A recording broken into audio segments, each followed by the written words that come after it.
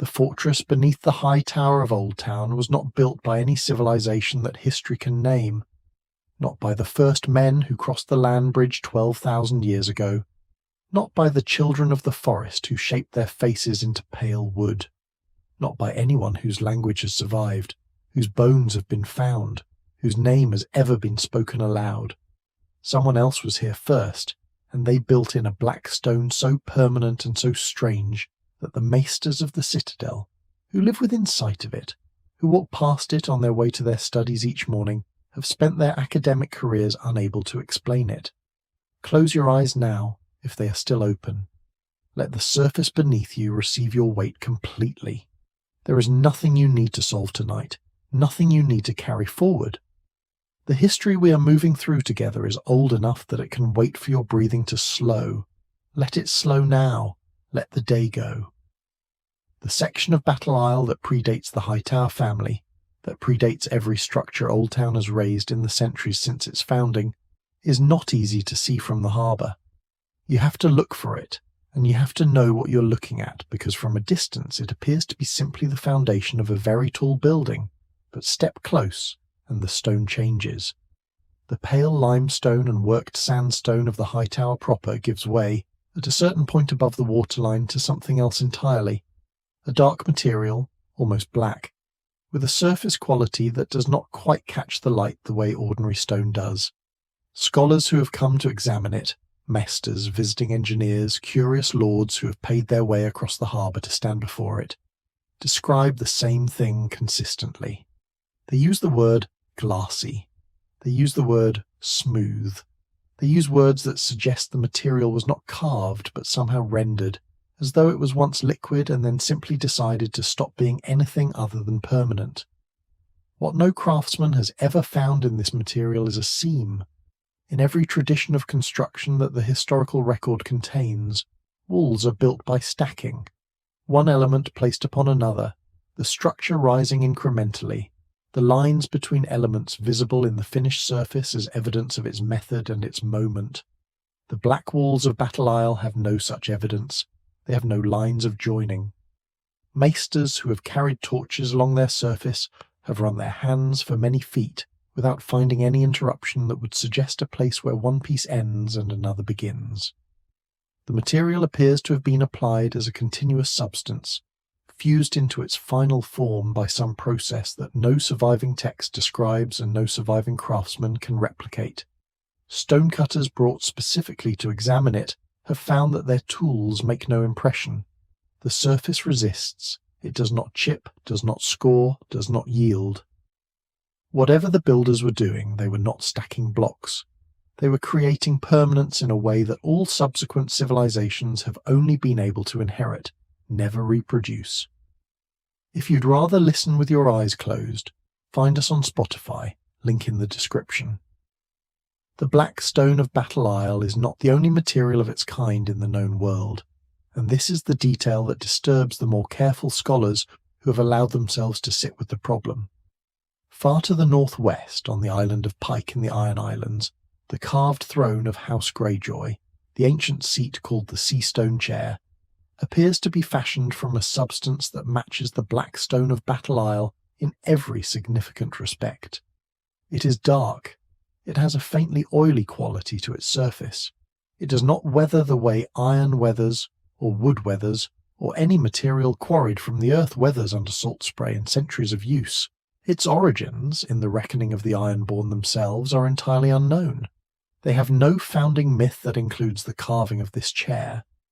It was simply there, in the sea cave that became Pike's deepest hall, when the Ironborn arrived. They sat on it because it was present and because it looked like a seat of power. They have sat on it ever since, not understanding what they are sitting on, any more than the Hightowers understand what they are building upon. Further east, in the treacherous chain of islands called the Basilisk Isles, the ruins on a place named the Isle of Toads show the same material again. Black walls rising in jungle clearings, their interiors long since colonized by moss and silence, their exteriors as seamless and intact as though they were raised the previous season. Serpents nest in the angles of these walls. Insects fill the dark chambers within them. The jungle does everything that jungle does to abandoned things, presses in, climbs upward, softens edges, retakes what it considers its own, and the black stone yields to none of it. The walls stand, and in the far east of Essos, near the borders of the Empire of Yeti, the great defensive line called the Five Forts runs along the edge of the desert wastes, structures enormous enough to make the wall of Westeros seem like a garden boundary, that some scholars believe are constructed of the same substance, though the distances are so immense and the scholarly contact between the Citadel and Yeti so limited that no systematic comparison has ever been made. The pattern, when you draw lines between these sites on a map, traces an arc across the known world so wide that no civilization in recorded history ever matched its geographical reach. What this convergence suggests, to anyone willing to follow the thought wherever it leads, is something genuinely uncomfortable to contemplate. A single people, or a single tradition of knowledge, operated at a scale that dwarfs every empire that came after it.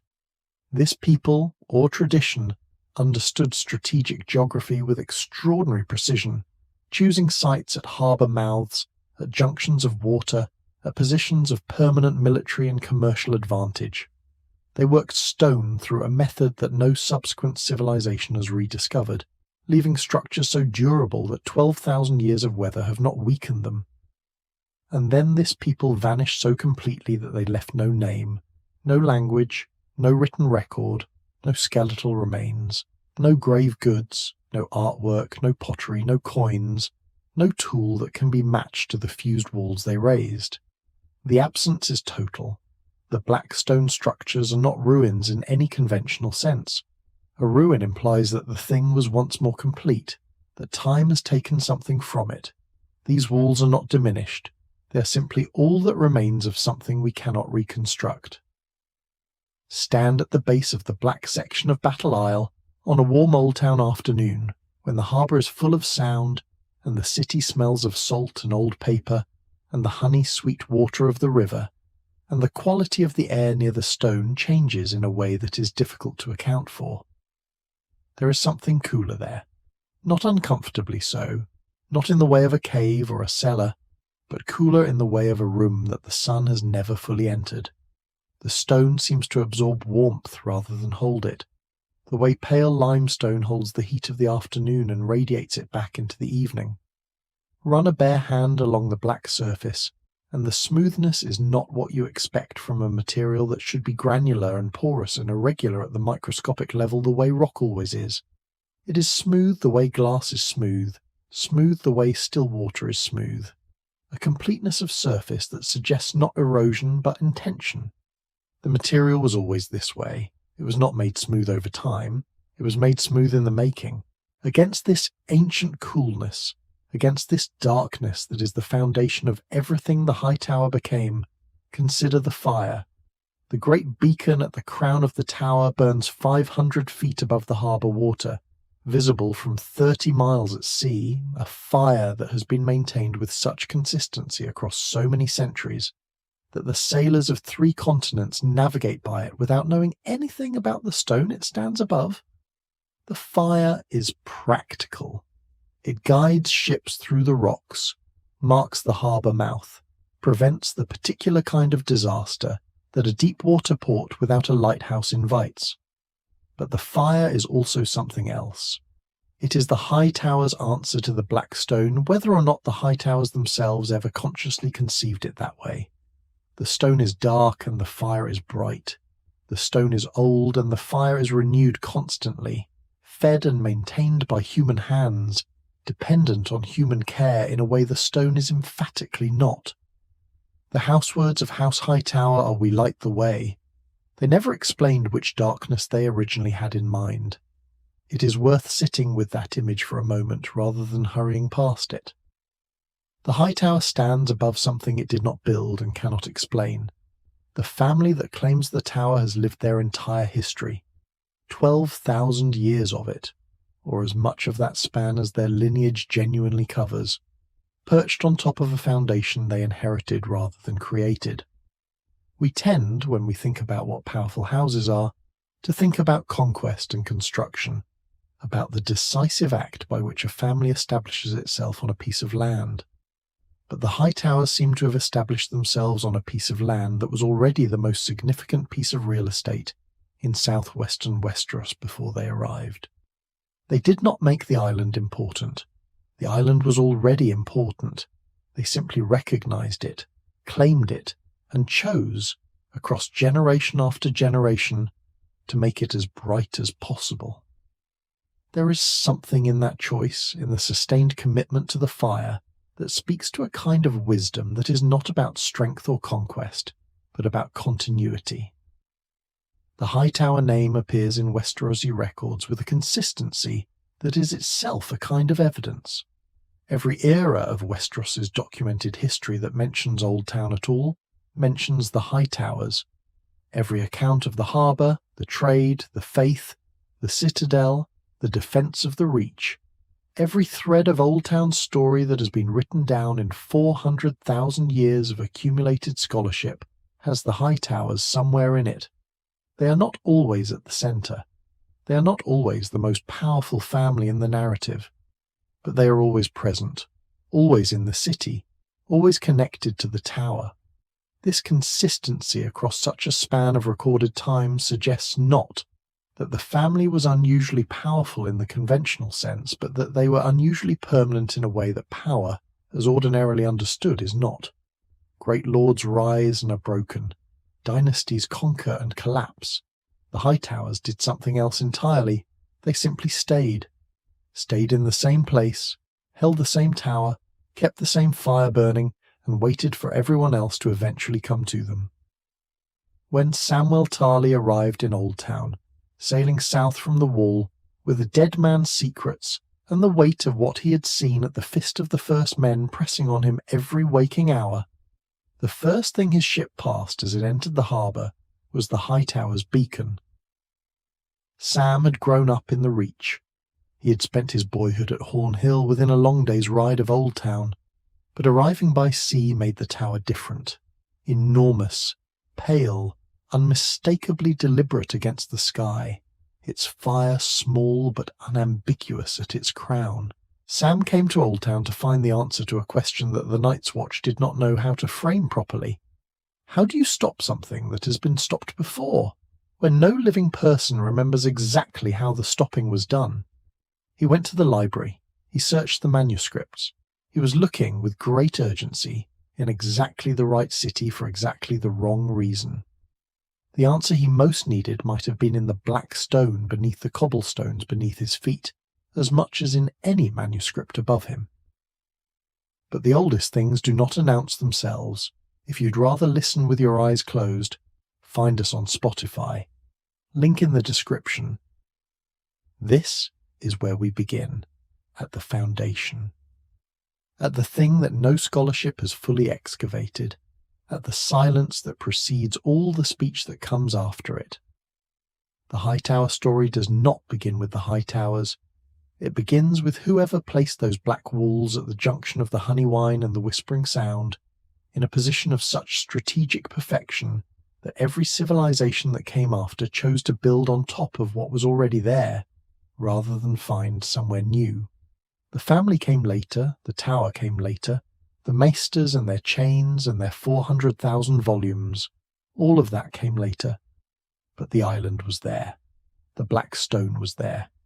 And before we can trace what the Hightower became, before we can follow its influence through the Age of Heroes, through the Andal crossing, through the Targaryen court and the catastrophe of the dance, we have to acknowledge the beginning, not the founding, not the first Hightower who claimed the island, the beginning before all of that, cool and dark and permanent, waiting in the silence at the base of everything. But if the foundation itself is mystery, what of the island it sits upon, and the city that grew for 12,000 years outward in every direction from the tower's base? To understand the Hightower, we must understand Oldtown, and to understand Oldtown, we must first understand what water does to a piece of land, and to the people who choose to live beside it. Let your body settle a little more deeply now. Let the breath move without you directing it. The images of black stone and ancient mystery can drift above you. You do not need to hold them or carry them, only let them float.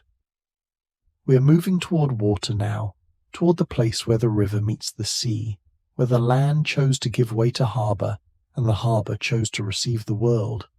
Geography, when it is old enough, becomes something closer to philosophy. The question of why a city grows in a particular place is also the question of what kind of city it becomes, what sort of people it draws to itself, what stories it generates across the centuries, what it ends up meaning to the world beyond its walls. Oldtown grew where it grew because water made it inevitable, because the confluence of the Honeywine and the Whispering Sound created a natural harbour of such quality that to not build a city there would have required an act of deliberate resistance against every instinct that settled human beings carry. The Reach is the most fertile region in Westeros. This is not a contested claim. The rolling hills of the Reach, watered by the Manda and its tributaries, warmed by the long southern summers that the continent's northern reaches never experience, produce grain and cattle and fruit and wine in quantities that exceed what any other region of equivalent size can manage. The small folk of the Reach have not known famine in the way that the North small folk know it, or the Iron Islands people know the particular bare-bones subsistence of salt cod and raid surplus. The Reach's abundance-made landscape, and the lords of its great houses, Tyrell, Florent, Crane, Hightower, have never had to look far for the material basis of their power. Wealth in the Reach is simply the crop yield plus time plus the accumulation of trade relationships. And Oldtown, at the southwestern tip of the Reach, is where all of that agricultural abundance eventually meets the open water, where the surplus finds its exit point and the world's goods find their entry. Battle Isle sits at the precise junction of the Honeywine and the Whispering Sound. It is not a large island by any standard, perhaps a quarter-mile across at its widest, but it is positioned with such cartographic exactitude at the harbour's mouth that whoever holds it controls the approach to everything that lies behind it. Any fleet wishing to enter the harbour must pass within range of the island on at least one side.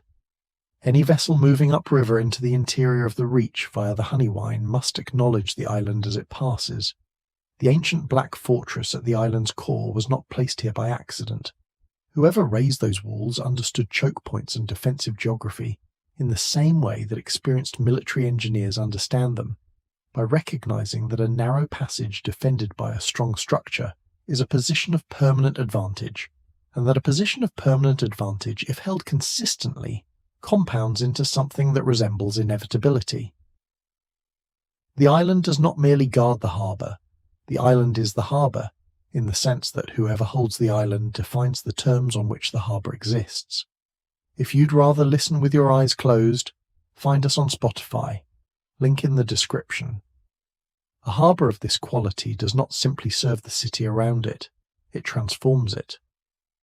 The difference between a city with access to a deep, sheltered, year-round harbour and a city without one is the difference between a node in a global network and a local market. Oldtown with its harbour could receive the spices of the summer islands, the dyes of the free cities, the silk of Yi Tai, the wine of Dawn and the Arbor, the exotic animals and stranger commodities of places so distant that most Westerosi never thought about them except as points of origin for expensive goods. In return, the grain and wool and cattle of the Reach went outward, fed other cities, clothed other populations, became the foundation of Oldtown's commercial dominance so gradually and so continuously that the process resembles not a business decision but a geological formation. The harbour made the city wealthy, the wealth made the harbour more important, and the importance of the harbour made the island that controlled it the most valuable single piece of real estate in the southwestern quarter of the continent. The first men who arrived in Westeros 12,000 years ago came gradually, in waves, spreading north and west through a continent that had not yet been claimed in any formal sense. They were not explorers in the romantic tradition. They were migrants, carrying their families and their cattle and their rudimentary tools, following the grasslands and the river valleys as all migrating peoples follow the routes that promise food and water. When the first men reached the southwestern coast of what would eventually become the Reach, They found the harbour. They found the Honeywine's sweet fresh water emptying into the protected sound. They found the fish in the estuary and the shellfish on the tidal flats and the deep water anchorage that would accommodate any vessel any of them had ever built or imagined building. And on the island at the harbour's mouth, they found the black stone fortress, already ancient, already standing, already more permanent than anything they could construct for themselves. We do not know what they thought of it. We do not know whether they found it occupied or empty. We only know that they stayed. The location was too good to leave, even if the black stone at its centre was beyond explanation. Oldtown smells unlike any other city in Westeros, and this has been noted by travellers across so many centuries that the observation has become something close to law. The baseline note is salt. That is the harbour, the tidal flats, the constant marine presence at the city's edge. But over the salt and through it, the Honeywine carries its sweetness from the agricultural interior of the Reach, a faint floral quality, something like the memory of honey rather than honey itself, that the river water never entirely loses even in the city's more industrial precincts. And then there is the paper. The Citadel's library, the greatest accumulation of written knowledge in the known world, has a smell that permeates the neighbourhoods around it, a mustiness of old parchment and dried ink, and the particular way that very many stored books change the air of the spaces they inhabit. Incense from the septs adds another layer. The faith of the Seven is as thoroughly embedded in Oldtown as in any city in the Seven Kingdoms, and the smoke of its rituals hangs in the harbourside streets on still mornings like a benediction that never quite disperses. Beneath all of these layers, faint and cool and difficult to place, there is something else. Something that the most attentive visitors have mentioned, and the least attentive have simply absorbed without noting. It is the quality of the air near the black stone, a coolness that the harbour breeze and the river water and the southern climate do not fully account for, as though the ancient foundation is exhaling something from a depth that has nothing to do with geography or season. This quality is not unpleasant.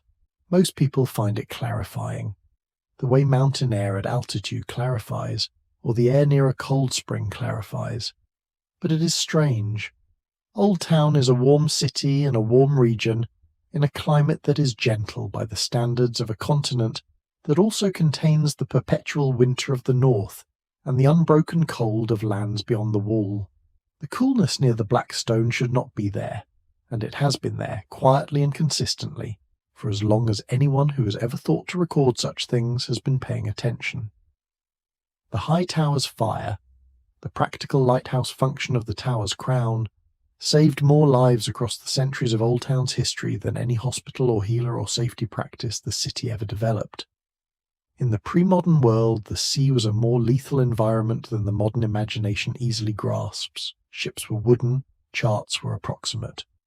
Weather forecasting was pattern recognition, with a long delay between the pattern and the forecast, and navigation in coastal waters near an unfamiliar harbour, in conditions of poor visibility, with rocks and shallow bars and the particular deceptive geometry of approach channels, was one of the most dangerous activities that commercial enterprise required of the people who performed it. A sustained light at the harbour mouth did not merely help.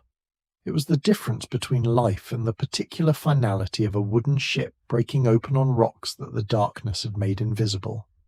The high tower's fire, maintained through storms and political upheavals, and the various interruptions that a city's life generates across 12,000 years, was an act of sustained care for strangers.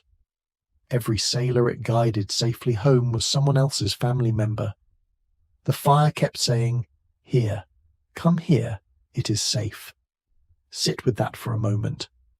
The idea of a light that has been maintained for thousands of years for the benefit of people who will never know the names of the people maintaining it.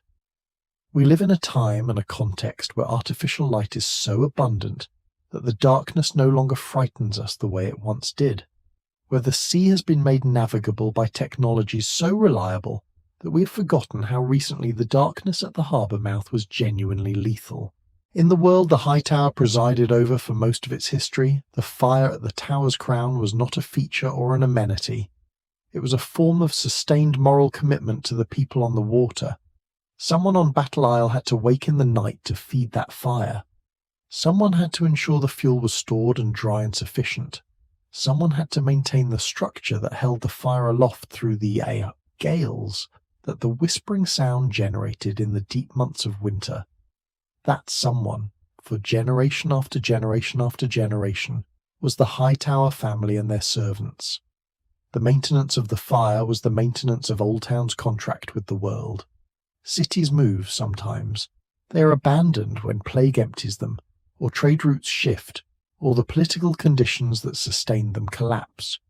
The great capitals of conquered peoples become ruins. The merchant hubs of superseded trade networks fall into quiet. Oldtown has not moved. In whatever span of time we assign to its continuous human settlement, and the evidence suggests this span is very long indeed, the city has remained in the same place, growing outward from the harbour in the way that a living thing grows, adding districts and walls and suburbs as its population demanded them, absorbing wave after wave of newcomers, and changing with each wave while remaining recognisably itself.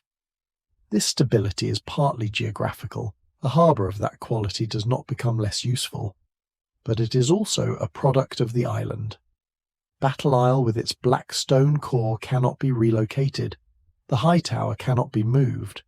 Whatever authority the island confers is site-specific, inseparable from the particular junction of water and land it occupies, and so anyone who wishes to hold that authority must come to the island rather than expecting the island to accommodate their preferred geography.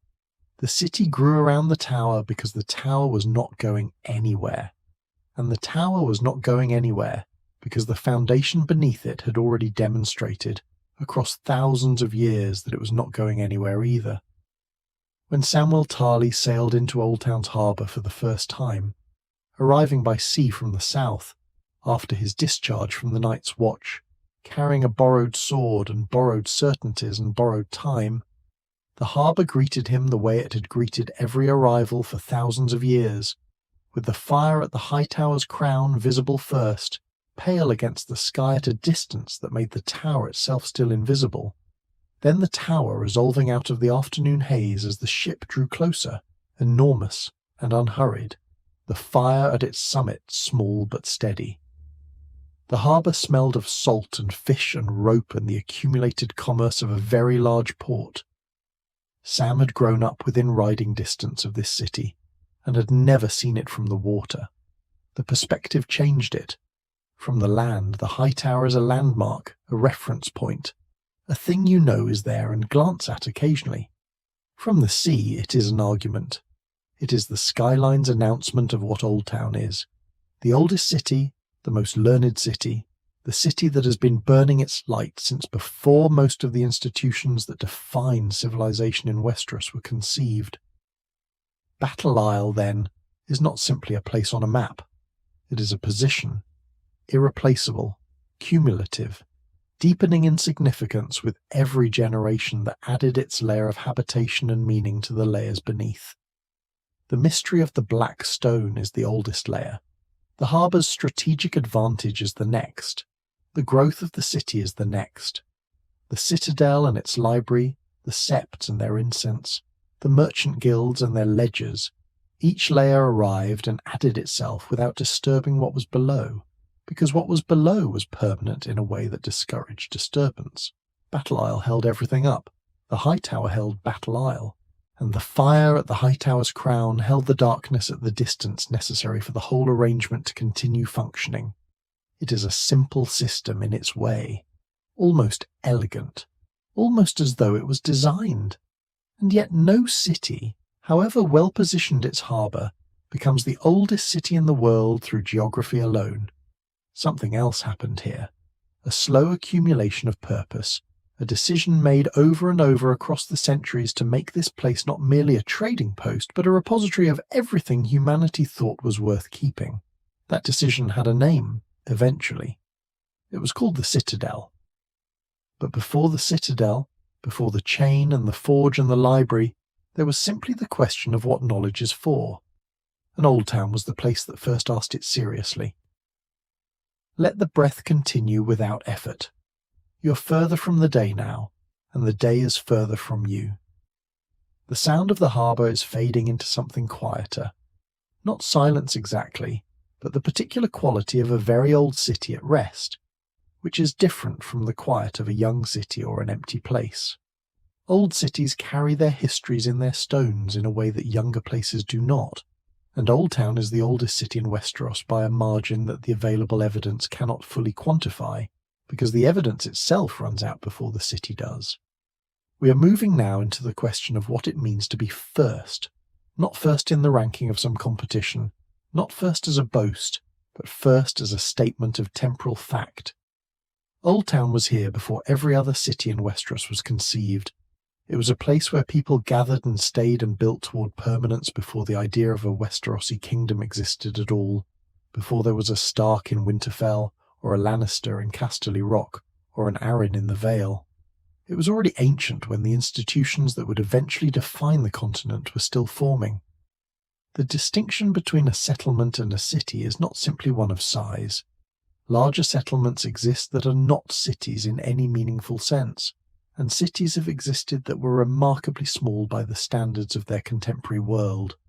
What makes a settlement into a city is the accumulation of functions, the layering of specializations, the development of economic relationships complex enough to require something more than kinship to manage them, the presence of people who do not grow their own food because they are too occupied with other things, the appearance of physical infrastructure designed not for any individual household but for the collective, markets, storage facilities, religious structures, walls, and eventually, in the most complete examples of the form, institutions dedicated to the organization and transmission of knowledge, places where what one generation knows is made available to the next generation without the intermediary of personal instruction.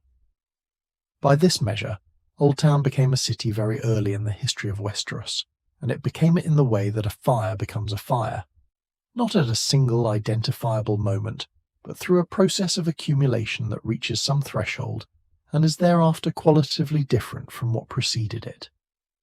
The oldest maps of Oldtown that survive in the Citadel's archives, documents so fragile that they are kept behind glass in conditions of controlled humidity, their edges brown and their surfaces mapped with a coastline of centuries of careful handling, show a city already in possession of structures that the map-makers themselves describe as ancient. This is the characteristic of Oldtown's history that most completely defeats any attempt to assign it a founding date. Every era of documented history, looking backward, finds that the city was already old. The first men who first settled the harbour area found the Blackstone fortress already standing. The Andals who arrived from across the narrow sea found a city already thousands of years old. The Targaryens who swept through Westeros on Dragonback found an institution, the Citadel, that was already so well established that to threaten it would have been to threaten the intellectual infrastructure of everything they were trying to rule. Oldtown does not have a founding date the way other cities have founding dates. It has a horizon that recedes as you approach it. Before the Citadel, before the Maesters, before the organized accumulation of knowledge that eventually produced the greatest library in the world, Oldtown had something older and less formal. The simple reality that a harbour city at the junction of a major trade route accumulates information the way a bay accumulates silt. Ships arrive from distant places and their crews know things that the local population does not. Conditions of distant seas, the locations of reefs and shallows, the political situations of foreign ports, the current prices of commodities that the local economy either produces or consumes. This is not scholarship in any formal sense, but it is knowledge of a practical and vital kind, and a city that receives such knowledge constantly, over many centuries, develops an orientation toward information that shapes its character in ways that persist long after any individual piece of information has been superseded by new data. Oldtown became, before it had a word for the thing it was becoming, a city that thought of knowledge as a resource, not merely a byproduct of trade, but something worth pursuing and storing for its own eventual utility. The Citadel grew from this orientation the way the harbour grew from the geography, slowly through the accumulation of small decisions, each one reasonable in its moment, the whole shape of the institution becoming apparent only in retrospect. Some lord of some era, the precise history is lost to the general uncertainty that surrounds Oldtown's earliest documented centuries, made the decision to house scholars near the harbour, to give them space and support in exchange for their availability as advisors and administrators. The scholars organised themselves into a hierarchy of learning, as scholars tend to do. The hierarchy developed rituals of advancement and recognition, as hierarchies tend to do. The rituals eventually included the forging of a chain, each link representing a mastery of a different discipline that served simultaneously as a credential, a curriculum, and a meditation on the interconnected nature of knowledge itself. None of this was designed in a single moment of architectural inspiration. It accumulated.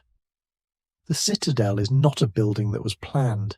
It is an institution that grew, and the buildings grew around the institution, and the institution and the buildings together are so entangled after so many centuries that it is no longer possible to clearly distinguish between what the physical space created and what the scholars who inhabited it created.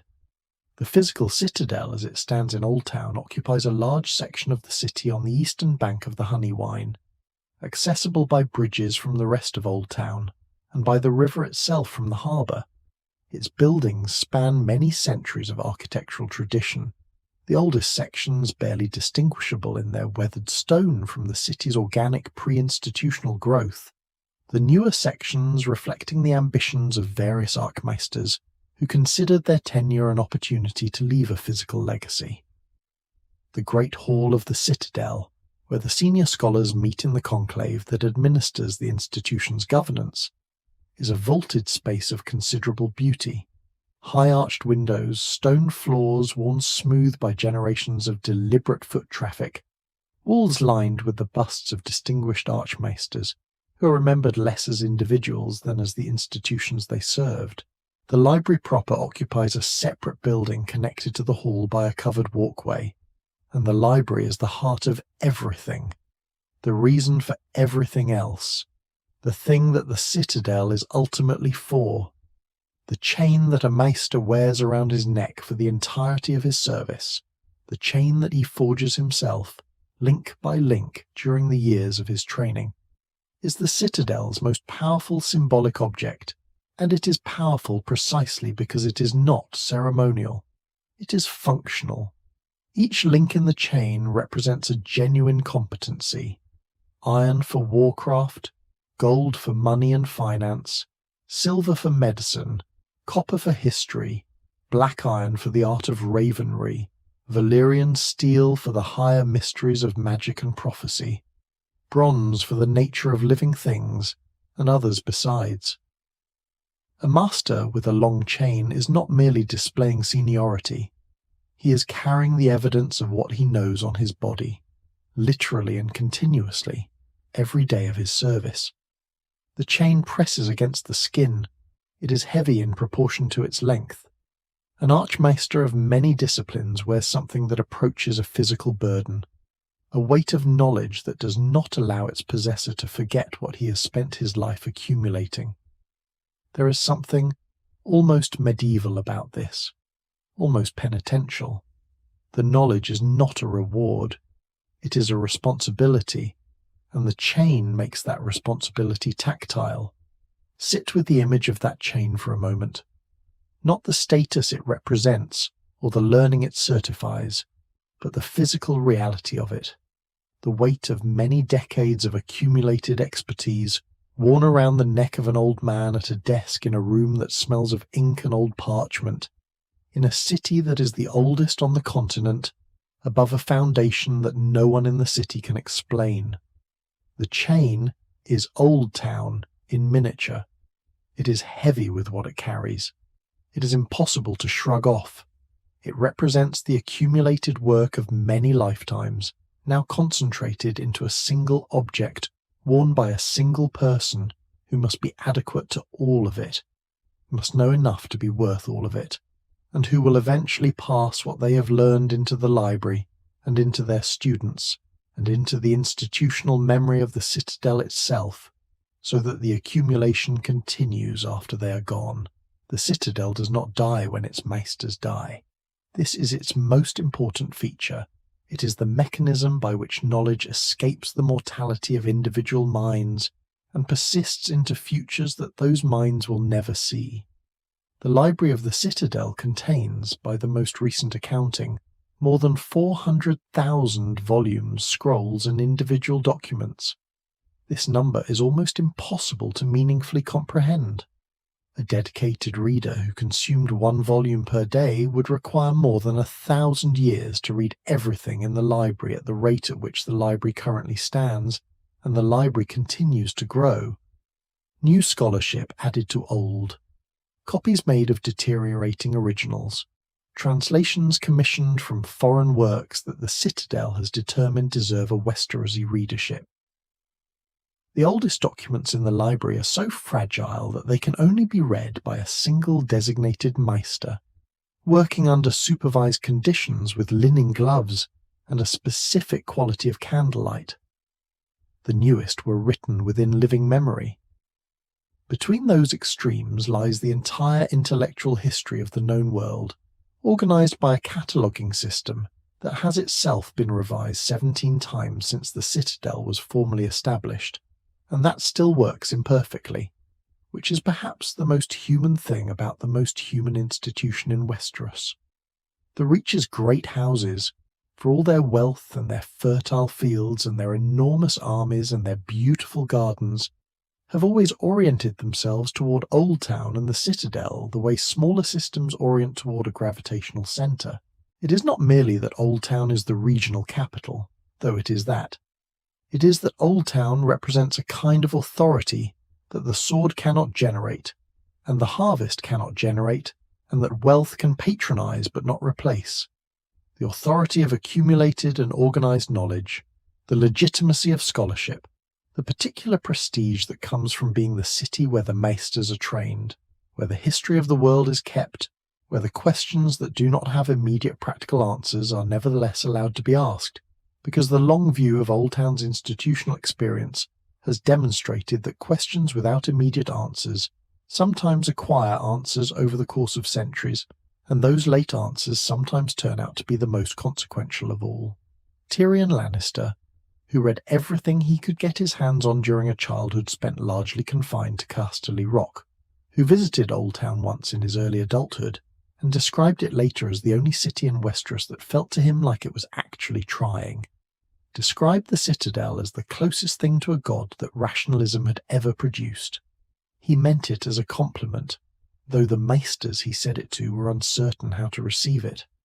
What he was pointing at was the same thing the Hightowers had been maintaining for 12,000 years, the idea that the world can be understood, that understanding it is worth the effort of the understanding, and that the effort of the understanding, sustained across generations, produces something more valuable than any single generation's wisdom. The Hightower lit the way for ships. The Citadel lit the way for minds.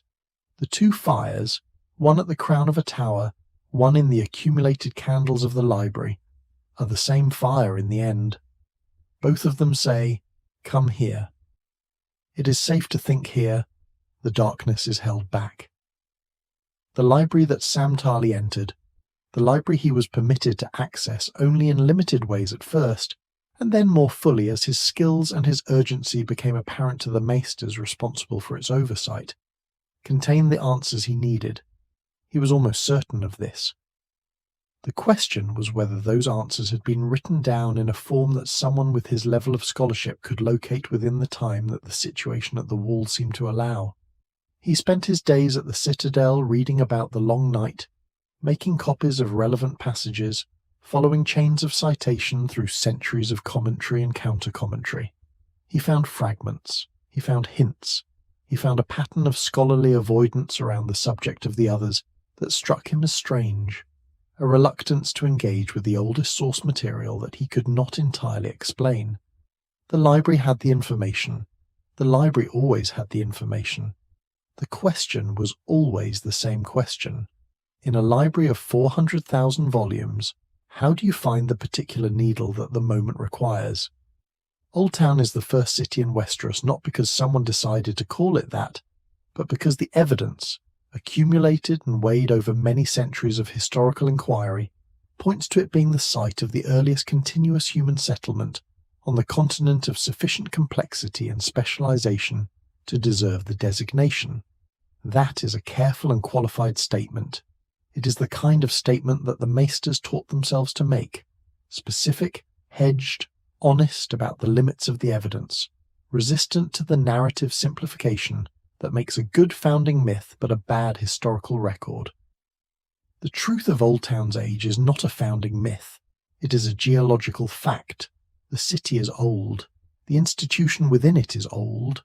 The foundation beneath the institution is older than either, and all of it, together, is the context within which the Hightower family has spent its long history, building its tower, maintaining its fire, inheriting its mystery, and quietly outlasting everything that was ever confident enough to imagine it might outlast them. But institutions require founders, and founders require families, and families require stories about where they came from and why they deserved what they held. The Hightowers have a problem with this, because when scholars go looking for the founding story of the most ancient noble house in Westeros, they find something extraordinary, which is to say they find almost nothing at all, and that absence turns out to be a story of its own. Your breathing has found its rhythm now. Let it keep going without your assistance. We're moving into the question of the family itself, the people who claimed the Blackstone Island, who raised the tower above the ancient foundation, who kept the fire burning across so many centuries that the fire became synonymous with the city, and the city became synonymous with the family, the Hightowers. The question of who they originally were is a simpler question than it appears, because the answer is not available in the form that questions usually are answered, with documents, with a founding figure, with a legend of arrival and settlement that explains why this family was here rather than somewhere else. The Hightowers simply appear in the historical record, already ancient, already associated with the island, already presiding over the beginning of what would become Oldtown. To go looking for their origin story is to discover that the origin story was lost, or perhaps never written, before anyone realized it needed to be preserved. Most great houses of Westeros have at least a legend of founding, if not a documented historical account. The Starks trace themselves to the Age of Heroes, to kings who held the north from Winterfell when the kingdom was young and the wall was new. The Lannisters carry their own origin myth in gold, the legend of Lan the Clever, a trickster figure who won Casterly Rock from its original inhabitants through wit rather than combat. The Arryns of the Vale claim descent from an Andal warrior king who was first and most fierce among the invaders who took the eastern continent in the millennia-long crossing from Essos. Even the Greyjoys, whose iron-born ancestry is so old as to be largely mythological, have a founding figure of sorts in the Grey King, the legendary first ruler of the Iron Islands who is said to have married a mermaid and kept a sea dragon. These are myths rather than history, but they are organizing myths. They give the family a shape, a starting point, a story that explains why this family and not some other family holds what it holds. The Hightowers have no such story, or rather, whatever founding story they once possessed has been lost so completely that not even the Citadel's 400,000 volumes contain a coherent account of it. The earliest Hightower who appears in anything resembling a historical document, as opposed to a mythological catalogue, is already described as ruling from the island, already described as presiding over a community that has the character of a city in formation, already described as if the tower he inhabits has been there long enough to be unremarkable. There is no account of a Hightower arriving, no account of a First Lord claiming the island, no founding war, no founding gift, no founding legend of any kind that would explain how the family's association with the island and the tower began. They are simply there, in the earliest stratum of recorded history that Oldtown possesses. And before that stratum, there is silence. This is unusual enough that it deserves reflection. A noble house without a founding story is, in the context of Westerosi aristocratic tradition, something close to impossible. The founding story serves too many functions to be easily discarded. It establishes legitimacy, explains the geography of the family's holdings, provides a narrative that can be retold to children and suppliants and rivals who need to understand why this family deserves the deference it demands.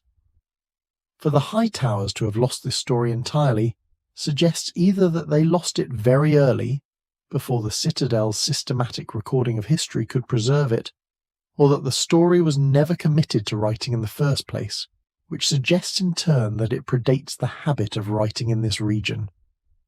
And if the Hightower family is genuinely that old enough that their founding story predates the written record entirely, then we are speaking of a continuous human family whose association with a specific piece of land covers a span of time that exceeds the documented history of virtually every other institution in Westeros.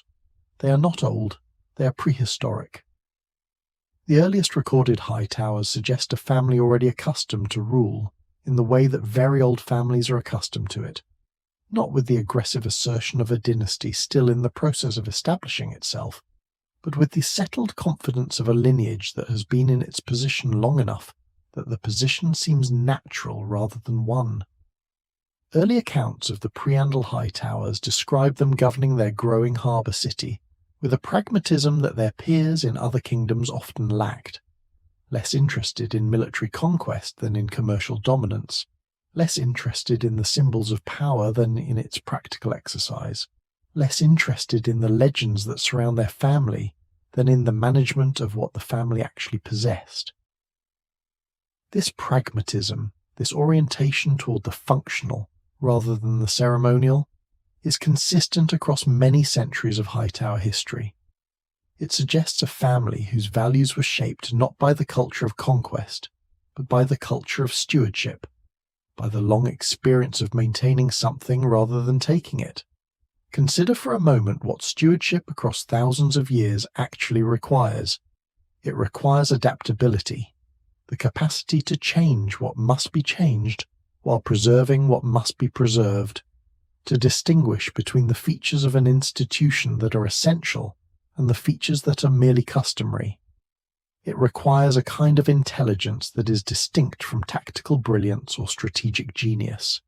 It is the intelligence of the long view, the ability to make decisions whose consequences will not be apparent for a generation or two, and to make them well without living to see the outcomes.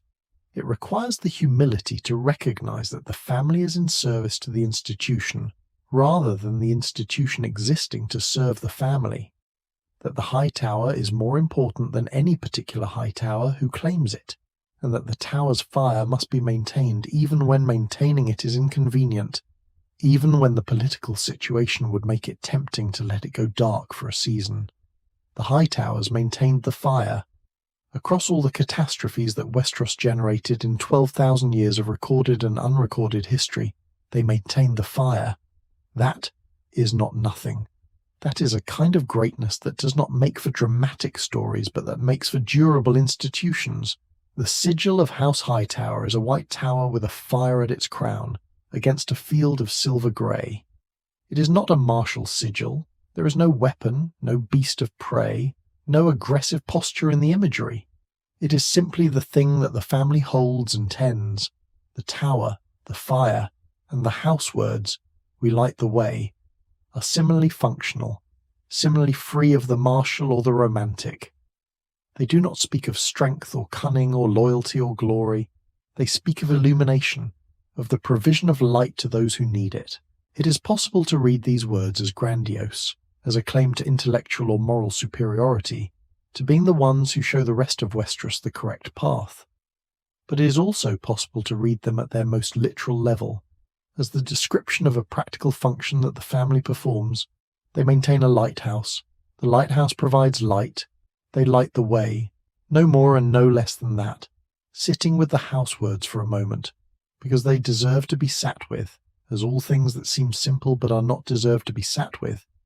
The phrase carries an unusual weight when you hold the full context of the Hightower's history in mind alongside it. To light the way implies that there is a darkness, that the darkness is real and present and would, without the light, prevent passage.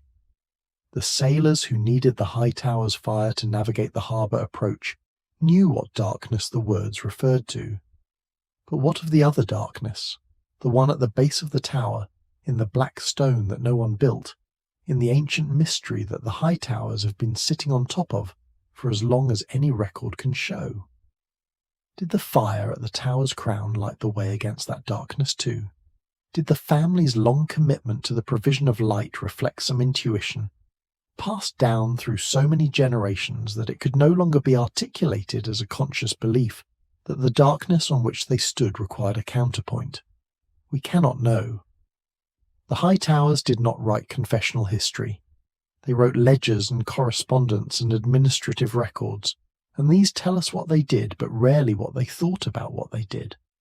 The most famous Hightower in the era that the modern reader is most familiar with is not a lord of the castle, but a daughter of it, Alicent Hightower, who became the Queen of Westeros through her marriage to King Viserys I of the Targaryen dynasty, and who became the central figure of the catastrophe called the Dance of the Dragons through the choices she made in the years that followed. Alicent is in many ways the Hightower family at their most visible and most consequential, at the centre of events so significant that they shaped the trajectory of the Targaryen dynasty, and, through it, the trajectory of Westeros itself. But Alicent is also the Hightower family in a moment of departure from their characteristic behaviour. She was not content with the long game. She was not content with stewardship. She wanted something immediate and certain for her children, and the wanting of it, the departure from the patient, fire-tending wisdom that had sustained the family through every previous storm, set in motion consequences that the family spent generations recovering from. There is an echo of Alicent in Cersei Lannister that more than one Westerosi historian has noted. The ambitious woman at the centre of a royal court, fighting for her children's claim against a political order that she feels has wronged her, willing to use every instrument available to her in a cause that she has convinced herself is just. Both women were products of houses far more strategically patient than they themselves proved to be. Tywin Lannister played a long game. The Hightowers played the longest game of all, and yet the daughters of these houses, the women who were married into the centre of the royal power and left to navigate it without the institutional support their fathers possessed, found themselves compressing thousands of years of family patience into the immediate and the urgent and the personal. The parallels do not diminish either woman. They suggest rather that there are situations in which the long game is not available as an option, in which the immediate crisis demands an immediate response, and that the women who found themselves in those situations were, in their own ways, doing the best that could be done with the hands they had been dealt. The Hightowers survive. This is the most important fact about them, historically speaking. They survived the Age of Heroes and the Long Night, and the Andal Invasion, and the Targaryen conquest, and the Dance of the Dragons, and the long decline of Targaryen power, and the War of Five Kings that follows the extinction of the last dragon, and the murder of the last Targaryen king. They survive all of it. Not always unscathed, not always at full power, not always without compromise, but they survive as an institution, as a family, as the holders of the tower, as the maintainers of the fire.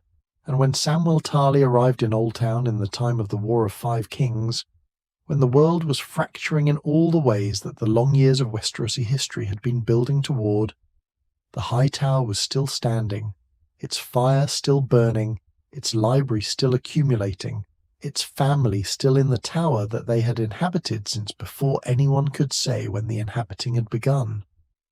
Let the image of the tower settle into the quiet of where you are, not the drama of the dance or the intrigue of the court, just the image of the tower itself standing on its ancient island, its fire reflecting in the harbour water below, the black stone foundation beneath it cool and smooth and impervious.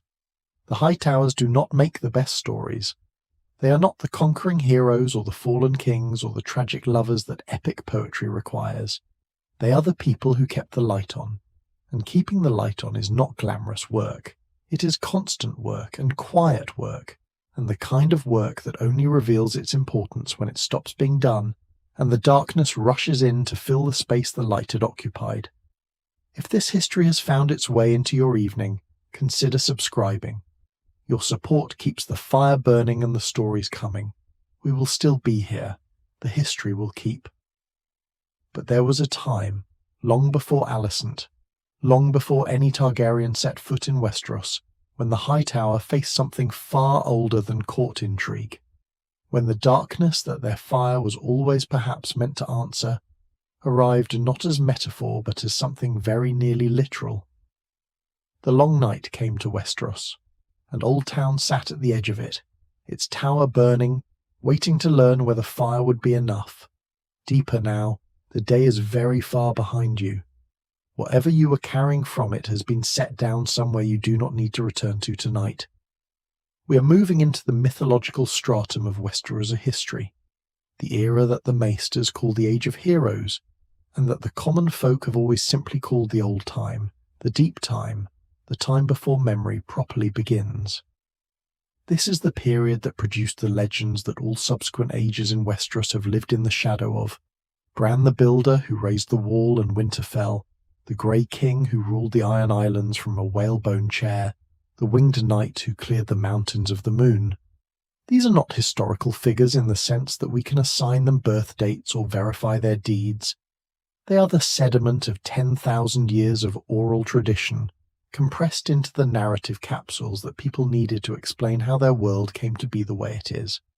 And they existed, or something that gave rise to them existed, during a period when Oldtown and the Hightower and the Blackstone of Battle Isle were already ancient things.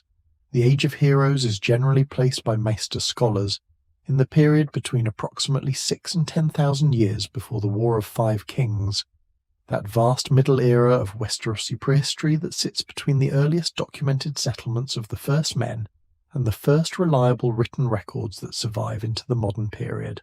This is a span of some 4,000 years, which is itself longer than all of recorded Western history in our own world, and it is a span during which the most significant events of Westerosi mythology are said to have occurred. It is the period during which the first men and the children of the forest made their peace at the Isle of Faces. It is the period during which the great dynasties of the North, the Vale, the Reach, and the Iron Islands are said to have been established. And it is the period that ended, or was ended, by the catastrophe that all subsequent eras in Westerosi history have referenced as their ultimate darkness. The Long Night. The Long Night was a generation of winter, not the ordinary long winter that Westeros experiences on a rough cycle of years, but a winter that lasted so long that people who were born into it died of old age before it ended. A winter during which the sun was seen so rarely and for such brief intervals that crops became impossible, livestock perished, and the communities that survived did so through methods that later eras preferred not to examine too closely. A winter during which, from the north, something moved. The others, creatures of ice and cold, of an intelligence that the fragmentary records describe as purposeful rather than animal, as commanding rather than instinctive, came south into lands that were already dying of cold. They brought with them the dead, reanimated in the service of whatever purpose drove the others forward. The records from this era, such as they are, agree on the direction of the advance and on the scale of the despair it generated. The disagreements concern the heroes who eventually turned the advance back and the means by which they did so. What the records do not clearly establish is how far south the others and their dead came during the Long Night. The wall was raised after the Long Night's end, or during its terminal phase, specifically to prevent any future advance. This suggests that the advance during the Long Night itself was not blocked by any such barrier, that the others moved through lands that are now well south of the wall, that they reached the interior of Westeros in ways that the wall was subsequently constructed to prevent. If the Long Night's reach extended far enough south, it is at least possible, not documented but geographically possible, that the advance came within range of the Reach, and if it came within range of the Reach, it came within range of Oldtown, and if it came within range of Oldtown, then the fire at the Hightower's crown burned during the Long Night not merely as a navigation aid, but as something considerably more urgent than that. A fire visible for 30 miles in every direction, burning in the darkness of a winter that had lasted a generation. It is not difficult to understand why the people who maintained it were grateful for it. Sit with the scale of a generational winter for a moment, not abstractly but concretely, as a lived experience rather than a historical datum. You are born into winter, you grow up in winter, you have children in winter. The sun appears occasionally, briefly, in a sky so pale and so cold that its light provides warmth of no practical significance. The crops that your community depends on for survival have failed for as long as you have been alive, because the growing season that crops require has not existed for as long as you have been alive. The animals have died or been eaten, the forests have been stripped of whatever could be burned. You have never seen a summer.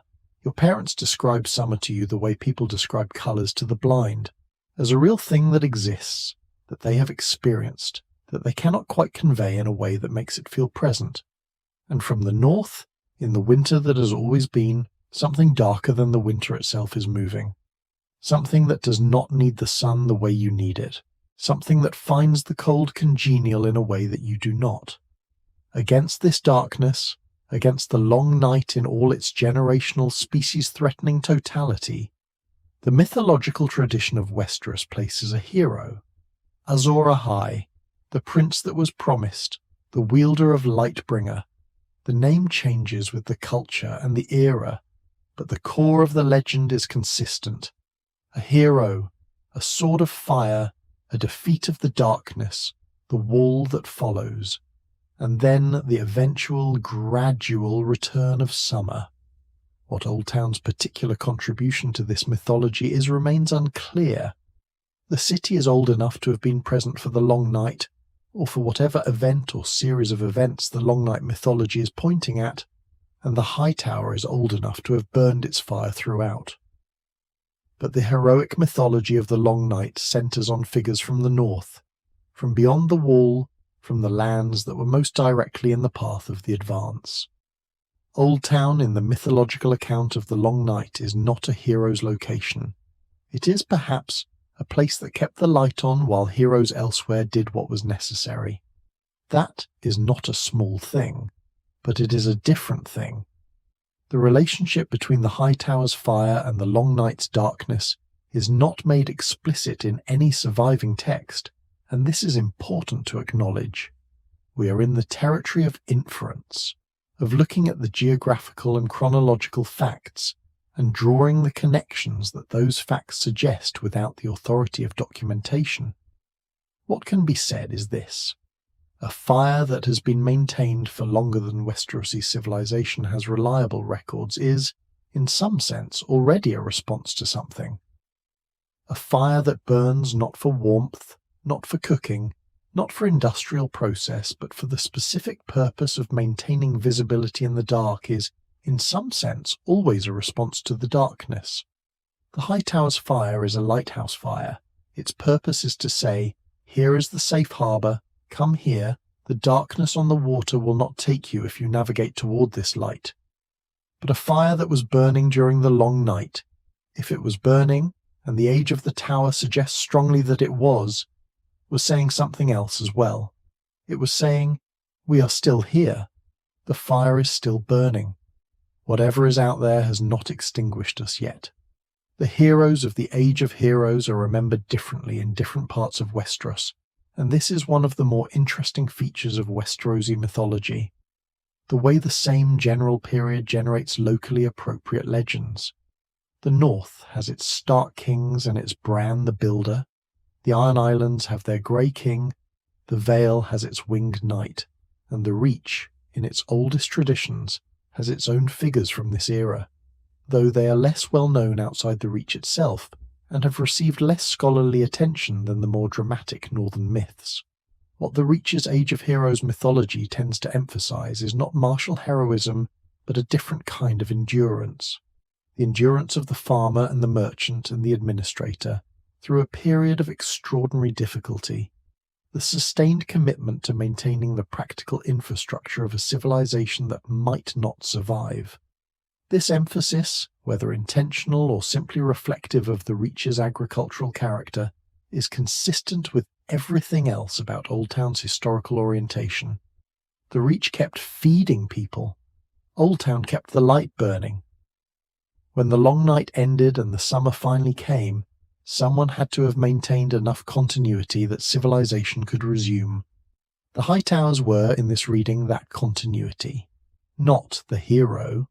The place the hero had to come back to.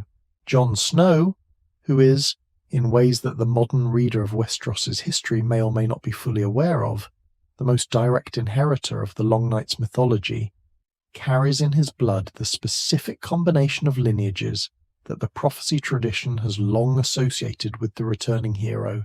He is Stark and Targaryen. He is ice and fire. He was, in the period of the War of Five Kings, the person standing at the wall that the Long Night had necessitated, watching from that cold vantage point for the return of the thing that had been stopped once before. He did not know, in his time at the wall, what was already stirring. He did not know the full weight of what he had inherited. He was a young man doing a job in a very cold place, learning what the job required, trying to be adequate to it. And in the oldest city in Westeros, the fire at the Hightower's crown continued to burn, unaware and undisturbed, as it had burned during the long night the first time, as it would burn through whatever came next. The fire does not know what it is burning against. It only knows that it must continue burning. The long night ended. How it ended is a matter of mythological tradition rather than historical documentation, and the traditions conflict in their details while agreeing in their broad outlines. There was a hero, there was a sacrifice, there was a weapon of fire or something fire-adjacent, and the darkness retreated and the summer returned. What followed the long night's end was a period of recovery and reconstruction that the Age of Heroes mythology tends to skip over in favour of its more dramatic episodes, but that must have been the most difficult and most necessary work of the era. Crops had to be replanted, populations had to be rebuilt, knowledge that had been lost during the generations of winter, agricultural knowledge, trade route knowledge, the knowledge of how to do all the ordinary things that civilization requires, had to be recovered or reinvented. Oldtown and its Hightower, if they survived the long night with their institutional functions even partially intact, would have been among the most important resources for this recovery. A harbour city is also a communications hub. A library, even an embryonic one, is also a collective memory.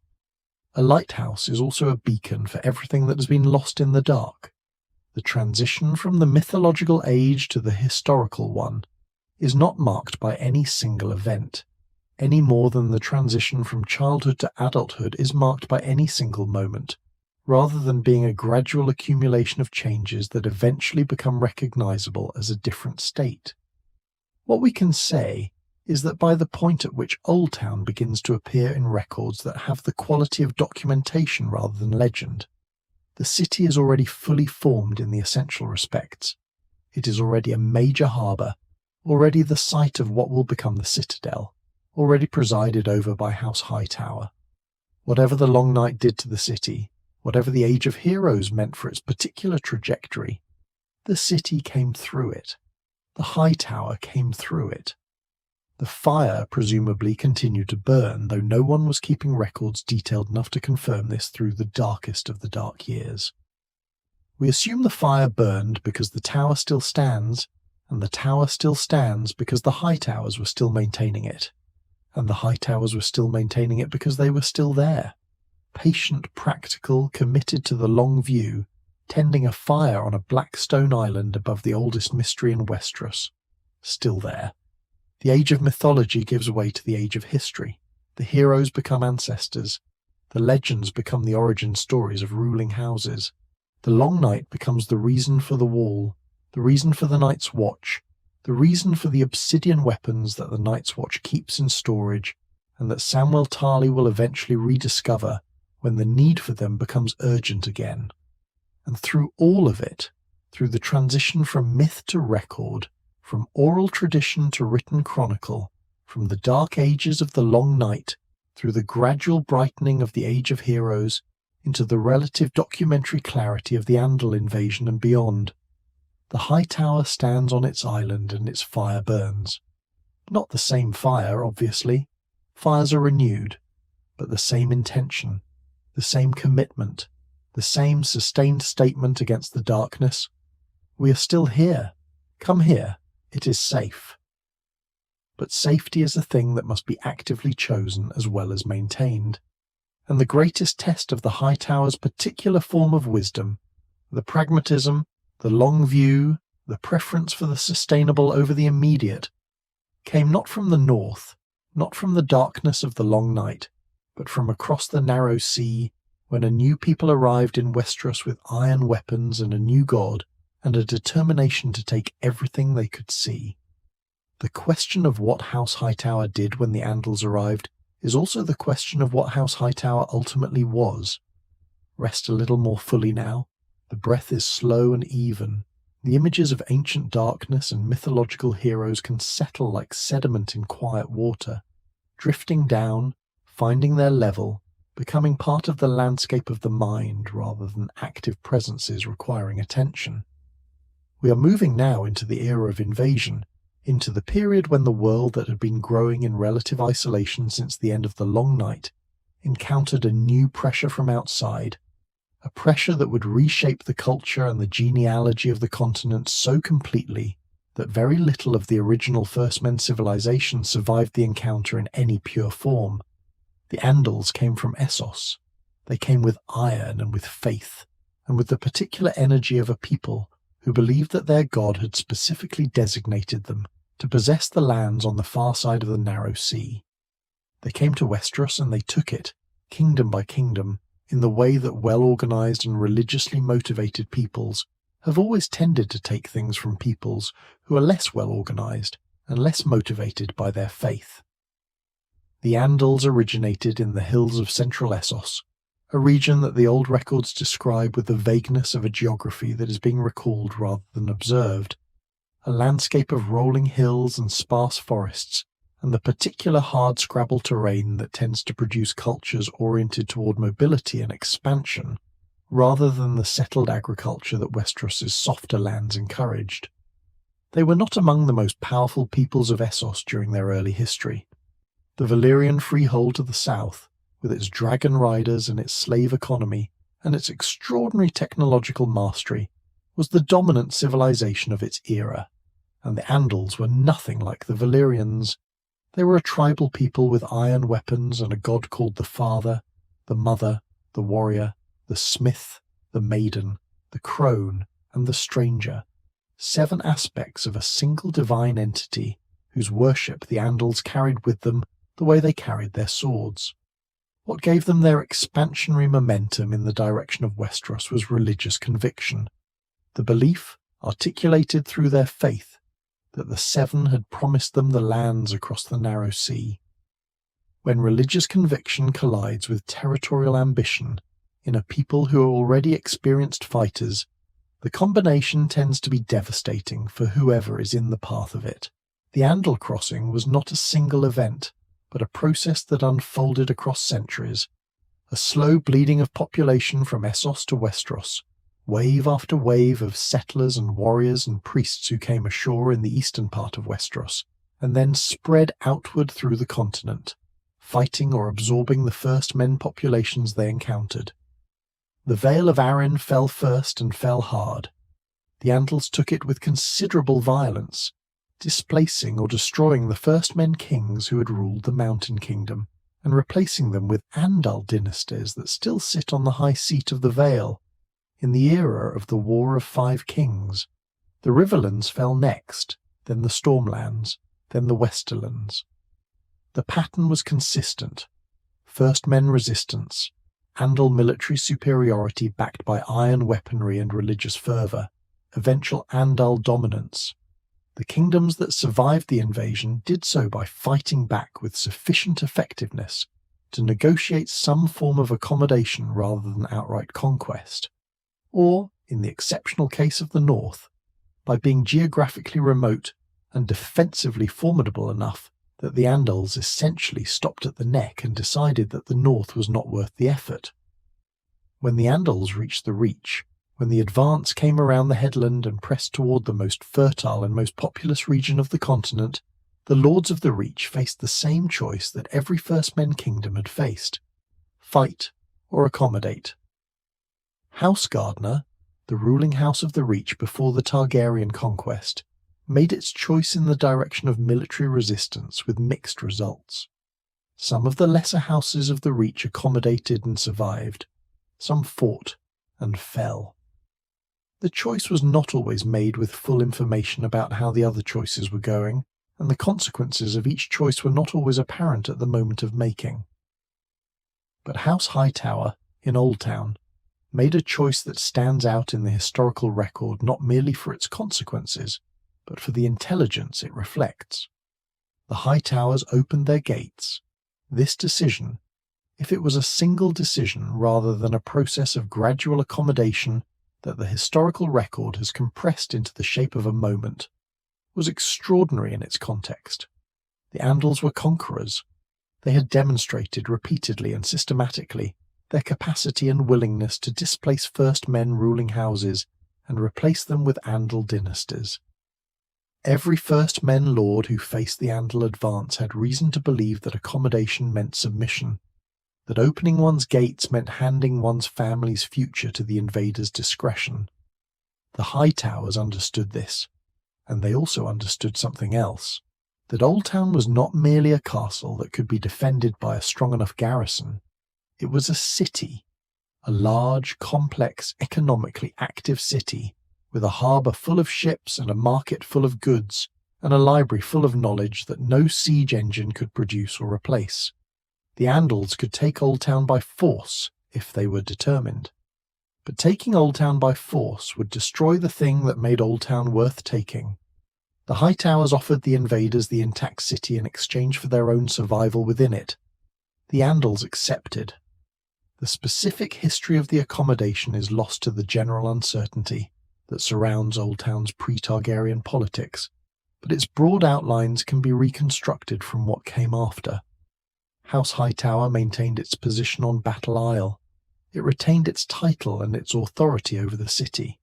It intermarried with Andal noble houses, bringing Andal blood into the Hightower lineage while simultaneously bringing Hightower legitimacy and wealth into the Andal genealogical project. The Lords of the Harbour may have adopted the faith of the Seven in place of or alongside whatever older religion the First Men of the Reach had practiced before the Andal arrival, and Oldtown became the most thoroughly Andalized of the Reach's great cities, more so than any city that had been taken by force, because force tends to produce resentment, and resentment tends to produce cultural persistence, while voluntary adoption tends to produce genuine assimilation. Oldtown embraced what the Andals brought, absorbed it, made it its own, and emerged from the accommodation more hybrid than conquered. The faith of the Seven found in Oldtown a home more welcoming than anywhere else in Westeros. The great sept of Oldtown, which would eventually be called the Starry Sept, the seat of the High Septon and the administrative centre of the faith for many centuries, became the most important religious institution in the Seven Kingdoms, the place from which the interpretation of the Seven's will was announced to the continent. This happened in Oldtown because Oldtown was the most established city in Westeros at the time of the Andal arrival, the city with the existing infrastructure of wealth and administration that a continental religious institution requires. But it happened also because the Hightowers facilitated it. A ruling house that had opened its gates to the Andals would naturally have sponsored the Andals' religious institutions in the decades and centuries that followed, as a way of demonstrating the sincerity of the accommodation, and facilitating the establishment of the continent's most important sept in your city is not merely a gesture of religious good faith. It is a political act of the First Order, a way of ensuring that the most important spiritual authority in the Seven Kingdoms has its seat in your home ground. Sit for a moment with the courage this required. We call it a diplomatic choice, a pragmatic accommodation, the Hightower wisdom in action. And it was all of those things, But it was also a choice made in the context of genuine existential uncertainty. A choice made by a family that had maintained its position for thousands of years and that now faced the possibility of losing everything. The Andals were not gentle conquerors. The violence with which they took the Vale and the Riverlands was not theoretical.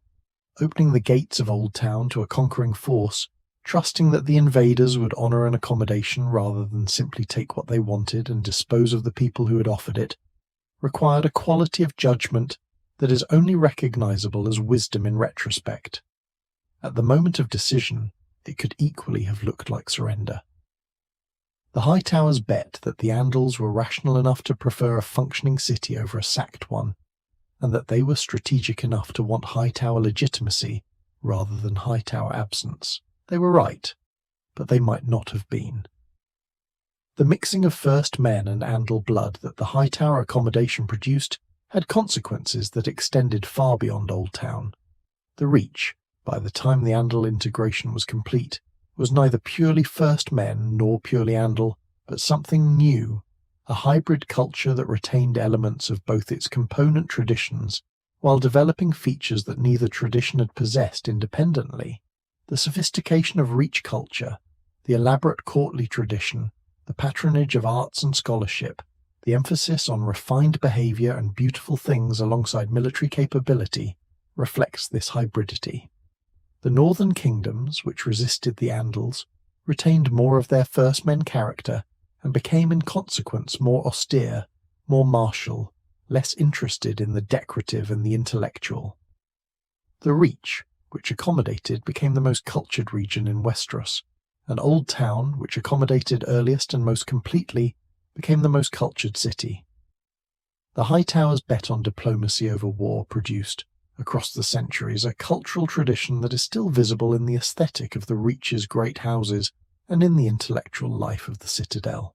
What the Andal arrival ultimately did to Oldtown is not a story of conquest, but of transformation, of a city that was already the most important in southwestern Westeros becoming even more important through the addition of the Faith's administrative headquarters to the harbour's commercial dominance and the library's intellectual authority. 3 pillars, the harbour, the Citadel, the Starry Sept, and beneath all 3, the tower that House Hightower maintained, and beneath the tower, the black stone that no one had built and no one could explain. The Andals added their layer to the accumulation without disturbing what was beneath it, because the Hightowers arranged the accommodation in a way that ensured the new layer would be added on top of rather than instead of what existed. This is the Hightower genius at its clearest expression, not replacement, accumulation, layer upon layer upon layer, each one resting on what came before, none of them erasable without disturbing everything above. The echoes of the Andal accommodation are present in every corner of Westerosi culture in the era of the War of 5 Kings, in the faith that most Westerosi follow, in the language that most of Westeros speaks, in the legal traditions and architectural styles and agricultural practices that define life from the Stormlands to the Shield Islands. The 7 Kingdoms, to the extent that they are culturally coherent in the Andal tradition, and the Andal tradition took root in Westeros most thoroughly in Oldtown. When Cersei Lannister deals with the Faith militant in King's Landing, she is dealing with an institution whose ultimate authority still traces back to the Starry Sept in Oldtown, to the great sept that the Hightowers accommodated into existence by opening their gates to people who were coming to take their city. There is a line, direct and unbroken, between the Hightower decision and the most consequential religious politics of the War of 5 Kings. The patience of the long view made the world that the next generation had to live in. Oldtown after the Andal accommodation was a more complex city than it had been before, more religiously layered, more culturally hybrid, more politically engaged with the continent-wide structures that the Faith's centralized authority represented. The harbour remained the commercial foundation. The library grew. The sept rose to its eventual magnificence, and the Hightower continued to burn its fire on Battle Isle, presiding over all of it in the way that a very old tree presides over the forest that has grown up around it, not dominating through force or drama, but through sheer duration, through the simple fact of having been there before everything else and continuing to be there after each new element arrived and established itself. The tower watched the Andal wave break against the city and become part of the city. The tower watched the faith establish itself and grow. The tower watched the Citadel develop its chain and its library and its particular institutional culture, and the fire at the tower's crown burned through all of it, illuminating a harbour that was, by this point, one of the most important in the known world. The Andals brought iron. They brought the Seven. They brought a continental ambition that reshaped the culture of a whole civilization. But they were not the last great force to arrive in Westeros looking for something the Hightowers possessed. Valyria, the greatest empire the world had ever known, ridden by dragons and fueled by fire, would come next.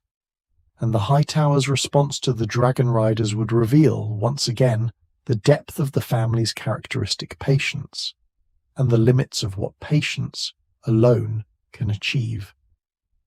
The breath is very slow now. The body is heavy in the comfortable way of approaching rest. Let the images that have been accumulating through this evening settle into layers. The black stone at the bottom, the harbour water above it, the city growing outward and upward, the Andal wave breaking against the walls and becoming absorbed into them. We are moving now toward the institution that is in many ways the Hightower's most extraordinary achievement. Not the tower itself, not the fire, not even the family's extraordinary longevity, but the thing that grew up in the city's eastern quarter over many centuries and became, eventually, the greatest organized repository of human knowledge in the known world, the Citadel. We have touched on it already. Now we go deeper into it, into what it actually is and what it actually does, into the chain that its scholars wear around their necks, and what that chain means when you hold it in the full context of Oldtown's history. Because the Citadel is not simply a school. It is the Hightower's fire made institutional, the same commitment to illumination extended from the harbour to the whole of human understanding. The Citadel was not founded on a specific date. This is consistent with everything else about Oldtown. The refusal of the oldest things in this city to yield the kind of documentary origin that would satisfy a Meister's appetite for precision. What can be traced is the gradual coagulation of scholarly activity in Oldtown around the harbour, the natural accumulation of learned men in a city that had the resources to support them, and the institutional infrastructure to find them useful. Lords need administrators. Administrators need to be able to read and calculate. Calculation requires a training tradition. Training traditions require teachers. Teachers over time develop hierarchies and curricula and institutions. The Citadel emerged from this process the way a pearl emerges from an irritant, not by design, not at a specific moment, but through the accumulation of layers around a core that itself was simply the recognition that knowledge, properly organized, is worth more than knowledge randomly distributed. The physical Citadel occupies a large and densely built section of Oldtown, on the eastern bank of the Honeywine, its buildings connected by a series of bridges and covered walkways that allow scholars to move between the structures in the Reach's variable weather without encountering the city outside. It is, in this way, a world within a world, a place with its own internal geography, its own rhythms, its own social hierarchies and unspoken customs, and particular domestic culture that long-term residents describe as difficult to explain to anyone who has not lived inside it. The oldest buildings of the Citadel are nearly indistinguishable in their weathered stone from the oldest buildings of Oldtown proper. They share the same stone, the same construction techniques, the same quality of age, because they are in fact part of the same organic growth process that produced the city around them. The newer buildings are more deliberately architectural, designed to be impressive as well as functional, reflecting the ambitions of the archmeisters who commissioned them and the increased wealth of the institution that was built by the time of those commissions on the donations and patronage of several centuries of grateful lords. The forge where a maester's chain is made is a small building at the centre of the Citadel's oldest cluster of structures. A functional forge, not ceremonial, with a working fire and working tools and the smell of hot metal that fills the narrow passageway outside its door and drifts into the adjacent library on still mornings. The forge exists because each link in a maester's chain must be made by the maester, who will wear it. Not ordered, not purchased, but personally constructed during the years of the maester's training. This is not mere ceremony, though it is also ceremony. It is a practical education in the physical properties of metals, in the difference between iron and copper and gold and silver and bronze and the rarer materials, in the exact quality of heat required to work each one, and the exact degree of cooling required before the worked metal can be handled safely. A maester who has forged his own chain knows metal in the way that only someone who has worked with it can know it. The chain is heavy because knowledge is heavy. The chain is continuous, link to link, material to material, because knowledge is continuous, and the chain is worn around the neck for the entirety of one's service, because knowledge cannot be put down when it becomes inconvenient. Each link represents a mastery. Iron for the study of war and weapons, military history, siegecraft, the theory of defense and offense. Gold for the study of money and commerce, trade, banking, the principles of economic organization. Silver for the study of medicine and the body, anatomy, herbalism, the treatment of wounds and illness. Copper for the study of history and correspondence. Black iron for the art of the raven, the management of the birds that connect citadel to castle, that make the communication network of the Seven Kingdoms function. Valyrian steel for the higher mysteries, magic, prophecy, the nature of dragon glass and its properties, the subjects that many archmaesters prefer to dismiss as unworthy of serious scholarship, but that the chain's composition acknowledges as a domain of study nonetheless. Bronze for the nature of living things, the study of plants and animals, the slow, careful observation of the world's biological life, and so on through the full list, each link a discipline, each discipline a way of looking at the world that illuminates something the other disciplines cannot see. A maester with many links sees the world through many lenses simultaneously. The chain is not a collection of separate subjects. It is a theory about the unity of knowledge. The archmaesters who lead the citadel, one for each link in the chain, one for each discipline that the institution recognizes as worthy of the highest level of scholarship, convene in the great hall to make decisions about the citadel's direction, and to select, when the position falls vacant, the new high septon from among the senior septons of the faith.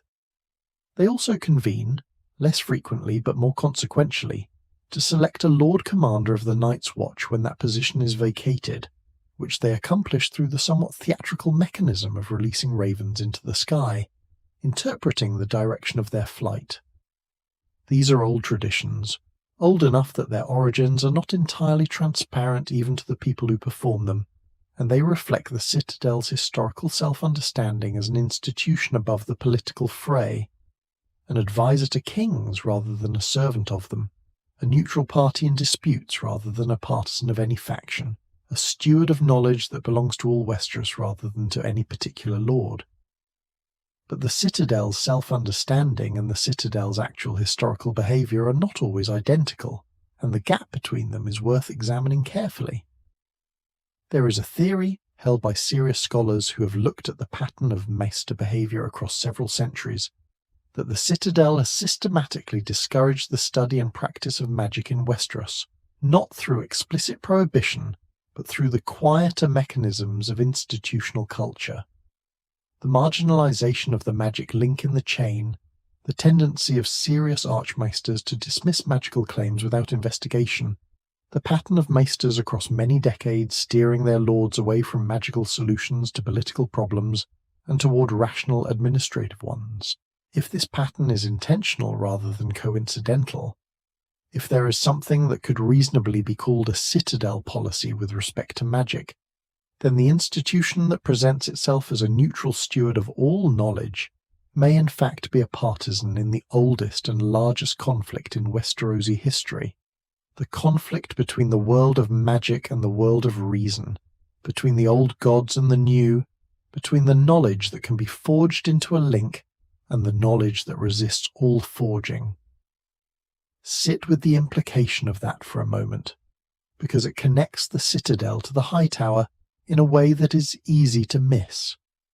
The Hightower sits on a foundation that no rational scholarship has ever been able to explain. The Citadel, whose scholars are the designated rational explicators of the world, exists within the same city as this inexplicable foundation and has spent many centuries declining to explain it. Whether this declinature is deliberate or simply reflects the Citadel's habitual preference for problems that yield to reason over problems that do not is unclear. But the coexistence of the world's greatest rational institution with the world's most inexplicable monument, the two of them in the same city, within sight of each other for thousands of years, is either one of history's great ironies or evidence of a relationship more complicated than the simple one of proximity. The Maesters know the Blackstone is there. They pass it every day. They have chosen, by and large, not to know it. The library of the Citadel, 400,000 volumes and counting, is the repository of everything the institution has decided is worth keeping. This is itself a form of editorial power. What is kept and what is not kept shapes what future scholars have access to, and therefore shapes what future scholarship can conclude. The Citadel controls the archives of Westeros in the way that a very old institution controls the archives of everything it has outlived, which is to say, thoroughly and with the authority of longevity. When events are recorded by Maesters, and in the kingdoms of Westeros, almost all events of any significance are eventually recorded by Maesters, the recording reflects the institutional culture of the Citadel, rational, administrative, skeptical of magic, preferring the documentary over the oral, privileging the perspective of the lords over the perspective of the small folk, organizing history around the actions of great figures rather than the movements of populations. This is not necessarily wrong, but it is a perspective, and a perspective that has shaped everything that subsequent generations know about everything that came before them. Sam Tarly at the Citadel, junior, uncertain, in possession of knowledge that the institution was not prepared to receive, encountered the library not as a triumph, but as an obstacle. The information he needed was there. He was almost certain it was there. But 400,000 volumes is a library that defeats casual searching, and the cataloguing systems of the Citadel evolved over centuries for the use of trained scholars who know what they are looking for, are not designed to yield their holdings to someone who knows only that what he is looking for concerns a topic that the library's dominant intellectual tradition has spent centuries treating with skepticism. Sam found fragments. He found hints. He found references in old texts to other old texts that he could sometimes track down and sometimes not. He found a pattern of scholarly avoidance around the subject of the others that disturbed him, a tendency in the records to mention the long night and then move quickly past it, to describe the others in the language of myth rather than the language of natural philosophy, to categorize the problem of the others as solved rather than ongoing. The library contained the information. The library has always contained the information. The question is always the same question. Who decides what the information means? The Hightowers and the Citadel have been symbiotic for as long as both have existed in recognizable form. The Hightowers provided the wealth and stability that allowed the Citadel to function. The city's prosperity is the institution's endowment, and the city's prosperity has been the Hightowers' project since before the Citadel was the Citadel. The Citadel provided the Hightowers with something equally valuable, legitimacy of a kind that military power cannot generate. A city that is also the seat of the continent's most important intellectual institution is not merely a port town that happened to build a tall lighthouse. It is a civilization's center of gravity, the place that the world orients toward when it needs to know something, or to think something through, or to commit something to paper that will survive long enough to matter. The Hightowers understood this. They patronized the Citadel. They built the city around it. They maintained the conditions under which it could function, and in return, the Citadel made Oldtown indelible, made it the kind of place that cannot be simply destroyed or abandoned because too much of what matters about civilized life is concentrated within it. The chain that hangs around every maester's neck connects, in the end, to the fire that burns at the Hightower's crown. Both are the same statement, made in different materials, that the darkness can be held back, that the holding back requires sustained commitment and deliberate effort, and the willingness to maintain the effort even when the darkness is not immediately visible and the fire seems almost unnecessary. The maesters hold back the darkness of ignorance.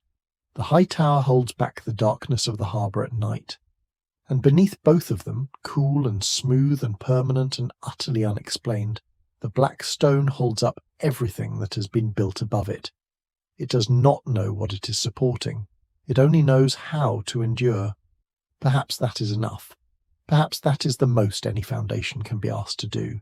If this history has found its way into your evening, consider subscribing. Your support keeps the fire burning and the stories coming. We will still be here. The history will keep. The Hightower and the Citadel, the fire and the chain. These are the twin pillars of what Oldtown became. But every pillar eventually faces a test severe enough to reveal whether what it is made of is truly as strong as it appeared. For the Hightower family, that test came not from outside Westeros, but from within it, from the dragon riders who arrived on their island of Dragonstone and began, slowly and then very quickly, to make themselves unavoidable. The Targaryens were coming, and what House Hightower did about them would shape the next 300 years of Westerosi history. The breath is slow and even. You are moving now through deeper water, through the part of a long evening where the events of the day have receded fully and the mind is content to receive images rather than process them, to absorb rather than analyze. We are entering the era of fire, of the Valyrian freehold and its dragon lords, and of the Targaryen family that survives the freehold's catastrophic end and makes its way to a small island off the coast of Westeros to begin again. This is the era that will eventually produce everything that the modern reader of Westerosi history finds most vivid. The conquest, the dragons, the three-headed throne, the long Targaryen dynasty, and its eventual fragmentation. But before all of that, before Aegon and his sisters landed at what would become King's Landing, the Hightowers and the Targaryens had already been watching each other from across a relatively short distance for a very long time. And in that watching, in that century or more of careful observation and limited contact and mutual calculation, the relationship that would eventually produce the Dance of the Dragons was slowly being established. Valyria was the greatest civilization the world had ever produced, and the people who lived in its shadow understood this, the way people understand weather, not always consciously, not always with the vocabulary to articulate what they understood, but in the body, in the way the world arranged itself around a dominant fact. The Valyrian freehold at its height controlled the eastern continent through the mechanism of dragon riders and slave labour on a scale that no subsequent civilization has approached. Its architecture was the most sophisticated in the world.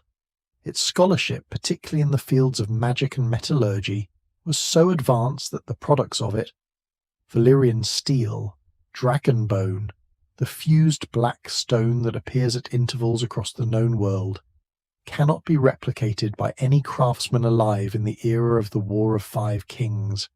The freehold traded with Oldtown.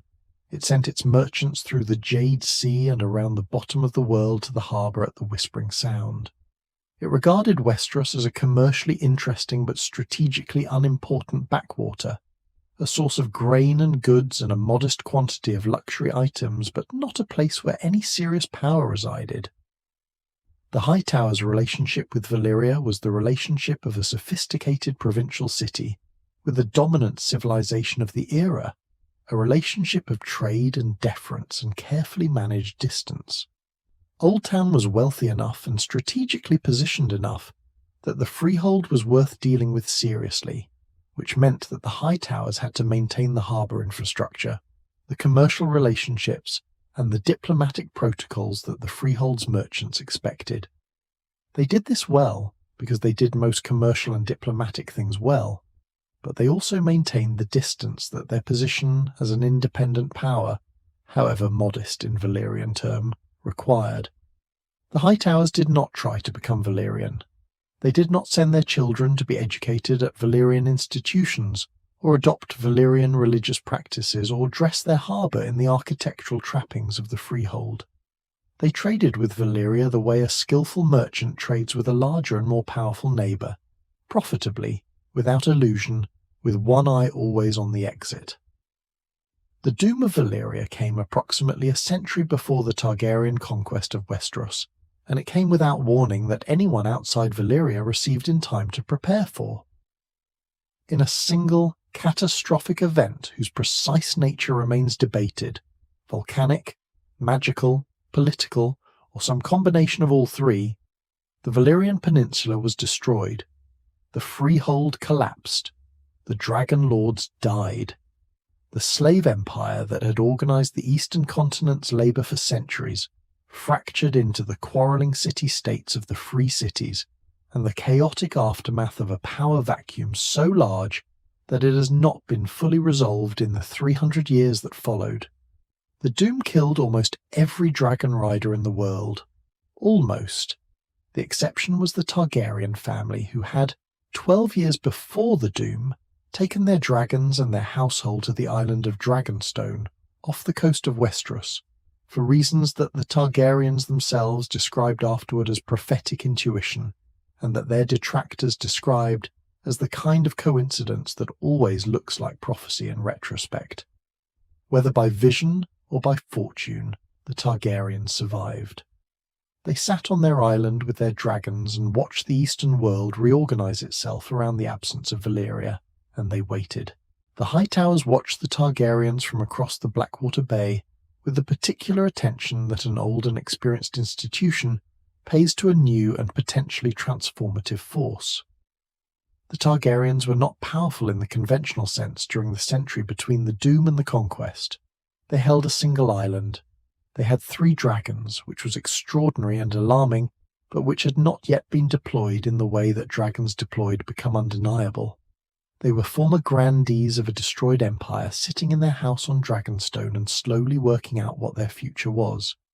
The Hightowers understood, with the patience that 12,000 years of institutional experience had given them, that they were watching something that had not yet fully revealed its nature, and that the correct response to something whose nature is not yet fully revealed is to watch it carefully rather than to act precipitously in either direction. They maintained contact with Dragonstone. They kept the relationship civil, they gathered information, and they waited. The Targaryen conquest, when it came, was swift in the way that dragon-enabled conquest is always swift. Not because dragons are infinitely powerful, but because the sight of a dragon, the reality of a dragon, the knowledge that the people who are asking for your submission possess 3 of them, is a fact that reorganizes most military calculations very quickly. Harrenhal burned. The field of fire killed 10,000 men and convinced the rest that resistance was a choice, with consequences too severe to make rationally. King's Landing was founded on the place where Aegon's forces had landed, which had the virtue of being centrally located on the coast, and the disadvantage of having no pre-existing city to speak of. The 7 kingdoms, or 6 of them, since the north bent the knee after it became clear that military resistance to dragons was not a viable strategy, became one kingdom under Targaryen rule. And Oldtown sent the High Septon to meet Aegon on the steps of the Starry Sept, and the High Septon blessed the Targaryen king and his conquest, and Oldtown submitted without a fight. The Hightowers did what they had done when the Andals came. They opened the gates. The relationship between House Hightower and the Targaryen dynasty in the post-conquest period was one of carefully calibrated proximity. Close enough to be relevant, distant enough to preserve independence, the Hightowers served as hands of the king on several occasions in the Targaryen era, the hand of the king being the most powerful administrative position in the 7 kingdoms outside the crown itself. The most consequential of these appointments was Otto Hightower, who served as hand under King Jaehaerys the Conciliator and his successor King Viserys I, and who is remembered by history as either a dedicated servant of the realm or a manipulative opportunist, depending on whose account of his career one prefers. Otto Hightower was intelligent, administratively capable, and possessed of the family's characteristic long-view orientation toward political affairs. He understood that the hand's power was structural rather than personal, and that the structural power could be made more secure by creating personal bonds between the Hightower family and the royal house. He had a beautiful daughter. He arranged for the king to notice her. Alicent Hightower arrived at the Red Keep as a companion to the ailing Queen Emma Arryn, brought to court by her father in what appeared at the time to be a courtesy gesture, and what turned out to be, in retrospect, one of the most consequential political moves of the Targaryen era. Alicent was intelligent, gracious, educated in the accomplishments that the court valued: music, conversation, the management of social situations with the smoothness that courts require of the women who move through them. She was also, by all accounts, genuinely warm and genuinely interested in the people around her, including the king, who was a gentleman in a role that required harder qualities than gentleness, and who found in Alicent's company a comfort he had not found elsewhere. When Queen Emma died in childbirth, Alicent was already present. When the question of the king's remarriage arose, Alicent was already known to him. When the king married for the second time, Alicent Hightower became Alicent Targaryen, and the Hightowers became, for the first time in their long history, the family of a queen. It is worth sitting with the scale of what that meant. The Hightowers had spent 12,000 years, or however much of that span they had genuinely occupied, as the presiding family of the oldest and most intellectually important city in Westeros. They were wealthy, they were respected, they were ancient, but they were not royal. They were not the family from which kings descended. They were the family that watched kings rise and fall and outlasted them through the steady application of patience and pragmatism. Alicent's marriage to Viserys was the moment when the family's long game offered what appeared to be a spectacular shortcut, a way of converting the patient institutional authority of the Hightower line into something more immediately dynastic, more immediately royal, more immediately powerful in the way that the world's most visible power is organized. Otto saw this opportunity and took it. Whether Alicent saw it in the same terms, whether she was participant in the strategy or instrument of it, is a question that the sources do not resolve, and that she herself, by all accounts, never addressed directly. The Hightowers brought to the Targaryen court everything that they had spent thousands of years accumulating: administrative competence, institutional experience, the political instincts of a family that had survived every previous political upheaval in Westerosi history by reading the situation correctly. They brought Oldtown's intellectual prestige. They brought the Citadel's connection. They brought the particular authority of a family so old that even the Targaryens, with their dragons and their Valyrian heritage and their 300 years of monarchy, could not claim to predate them. But they also brought, perhaps without fully intending to, the family's one persistent weakness: the tendency to pursue the long game at a moment that required an immediate and decisive judgment, the tendency to make the strategic bet and then commit to it fully even when the strategic landscape was changing faster than the bet could accommodate. Otto Hightower was a strategist, but strategy in a court of dragon riders, in a family with the particular genetic and psychological inheritance of the Targaryens, is a more volatile proposition than strategy in the merchant harbour world of Oldtown. Dragons are not inclined to patience, and the people who ride them over generations tend to acquire something of the dragon's temperament. The Queen's name, Alicent, is one of those names in Westerosi history that has accumulated so much narrative weight that it is almost impossible to encounter it without bringing the whole subsequent story with you. She is the Queen who dressed in green at a feast that was also a political declaration. She is the grandmother of the king whose claim she spent years defending.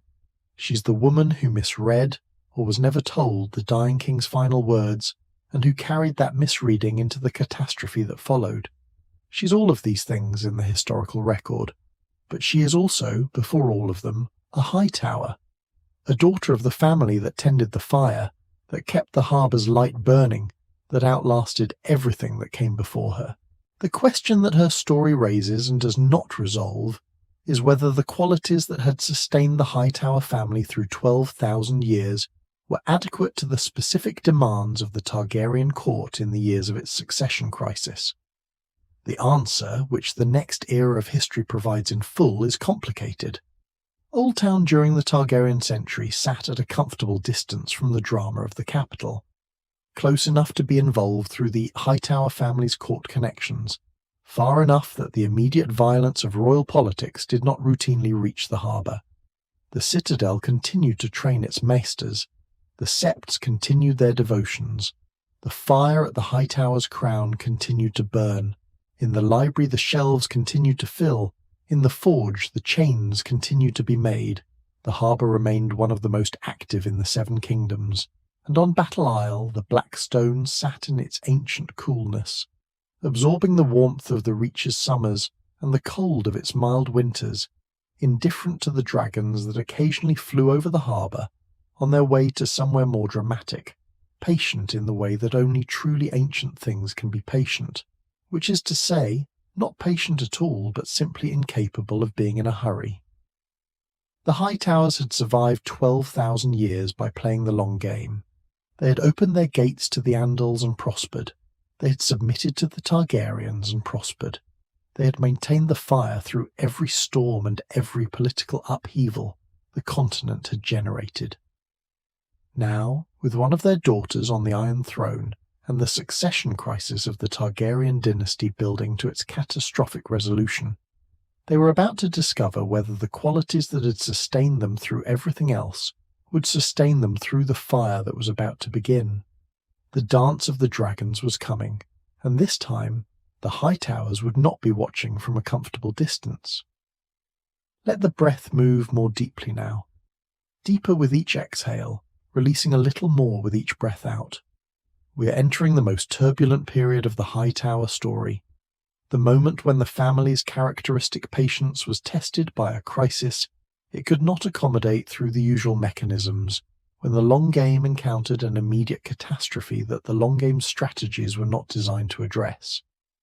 The Dance of the Dragons is the name history gives to the civil war that tore apart the Targaryen dynasty approximately a century and a half after the conquest, a war between two claimants to the Iron Throne that drew in every great house of the Seven Kingdoms and killed more dragons than all other causes in the post-conquest era combined. It is remembered as the Targaryen Civil War, and so it was, but it was also, at its heart and in its inception, a Hightower project. The faction that started the war, that made the choices that made the war inevitable, was organised around Alicent Hightower and administered by her father Otto. The Hightowers did not merely witness the dance, they lit it. The succession question that produced the dance had been building for years before it resolved itself into open conflict. King Viserys I had no son by his first wife, Queen Aemma Arryn, and had named his daughter Rhaenyra as his heir, a choice that was legally unprecedented in Targaryen history and politically controversial in a culture that had no settled tradition of female succession. When Viserys married Alicent Hightower and produced sons by her, the question became acute. Would the succession pass to Rhaenyra, the named heir, or to Aegon, Alicent's eldest son, who was a man in a culture that preferred men on the throne? This question was not merely theoretical. It was the organising principle of every political relationship at the Red Keep for the last 15 years of Viserys's reign, with Rhaenyra's supporters, called the Blacks, for the colours of House Targaryen, arrayed against Alicent's faction, called the Greens, for the green she had worn at a famous feast as a signal of her political declaration. Otto Hightower was the strategic intelligence of the Green faction. He had planned for this succession for years. He believed he had planned adequately. When King Viserys died, he died speaking words that were overheard incompletely and misinterpreted fatally. In his last lucid moments, the dying king had been speaking of Aegon the Conqueror's prophecy, of the prince that was promised, of the song of ice and fire, of the darkness that was coming from the north and the need for a Targaryen to stand against it. He was speaking, his daughter's supporters would later argue, of the Aegon in the prophecy, not of his son Aegon. Alicent heard the name. Alicent believed she had heard the king's final instruction, that Aegon, her son, should sit the throne. Whether she was misled or whether she misheard or whether she heard correctly and interpreted correctly is a question that the sources argue over without resolution. What is not disputed is what she did with what she heard.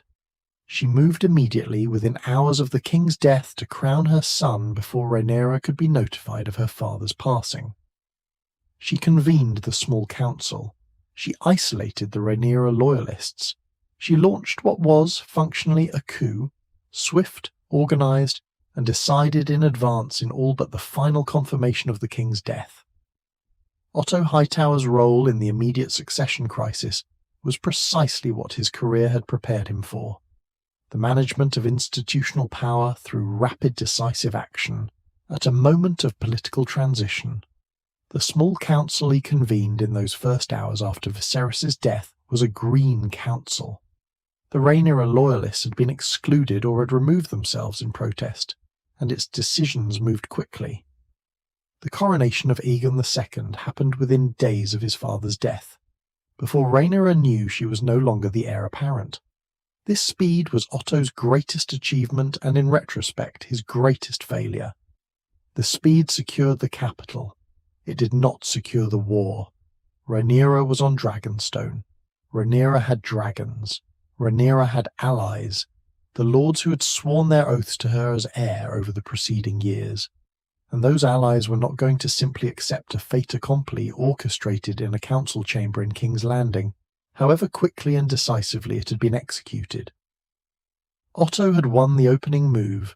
The game had many moves remaining, and the remaining moves would be played in fire. The dance lasted from the year 129 to the year 131, in the Targaryen reckoning.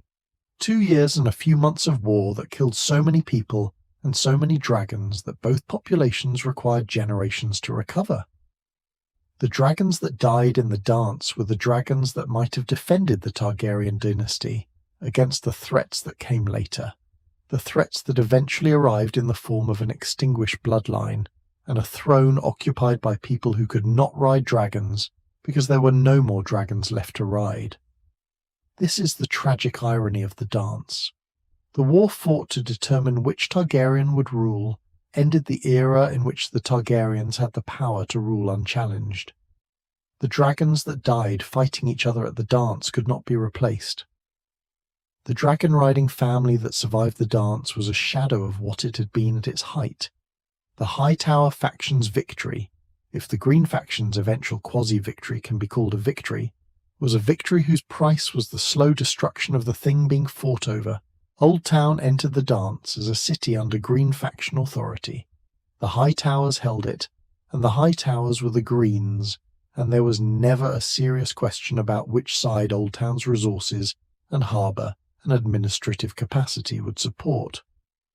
But Oldtown also attracted the attention of the Black faction's military operations in the later stages of the war, and the city that had spent 12,000 years avoiding being the site of serious military conflict found itself, briefly and terrifyingly, threatened.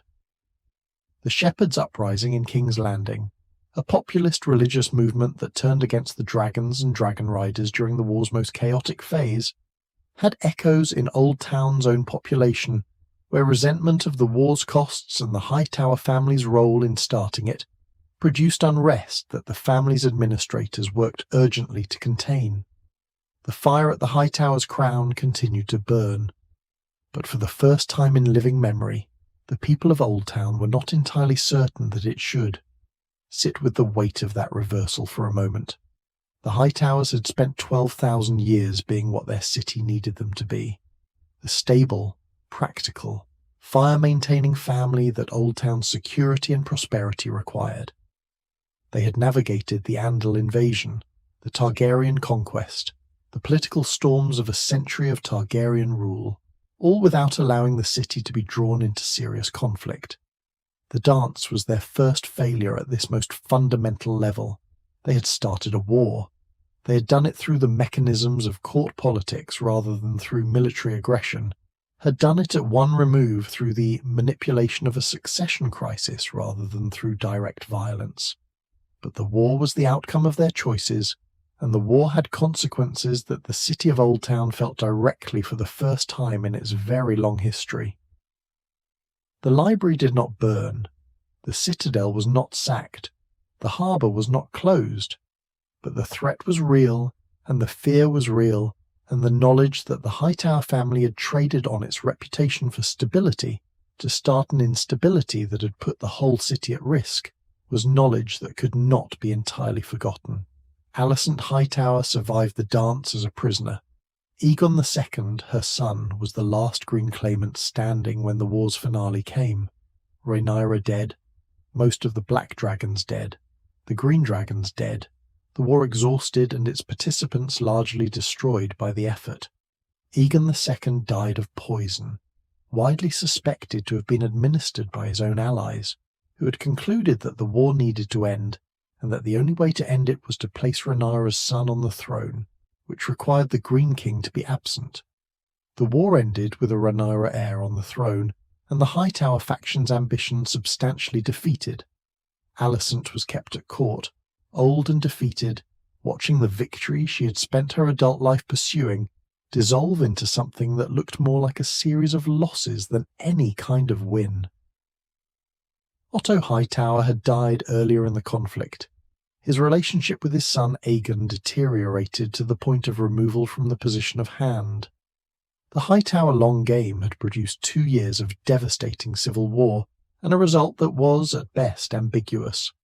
The parallels between Alicent Hightower and Cersei Lannister are so numerous and so precise that they seem less like coincidence than like pattern, like the same constellation of pressures and temperaments, and choices producing the same general shape of outcome across a span of 150 years. Both women were the daughters of powerful, calculating men who arranged their marriages to kings as instruments of political strategy. Both women found themselves in the position of having their children's claims disputed by heirs who predated their marriages. Both women concluded that the only way to protect their children was to seize the initiative, to act decisively rather than waiting for the political situation to resolve itself. Both women were right that waiting would probably have meant defeat and wrong, that decisive action would produce victory. And both women lived to see the consequences of their choices while being constitutionally unable to regret the choices themselves, because regretting the choices would have required abandoning the position that the choices were made to defend. What the dance did to House Hightower is best understood not as a defeat, but as a recalibration. The family survived. They retained Oldtown. They retained Battle Isle and the Tower and the Fire. But they had been revealed, for the first time in their long history, as a family capable of catastrophic strategic overreach, capable of betting everything on a succession outcome and losing the bet in a way that cost the entire kingdom dearly. This revelation changed how other great houses thought about the Hightowers and how the Hightowers thought about themselves. The confidence that 12,000 years of survival had generated, the settled sense that the Hightower way, the patient way, the fire-tending way, was simply correct and would always prevail, was shaken, not broken.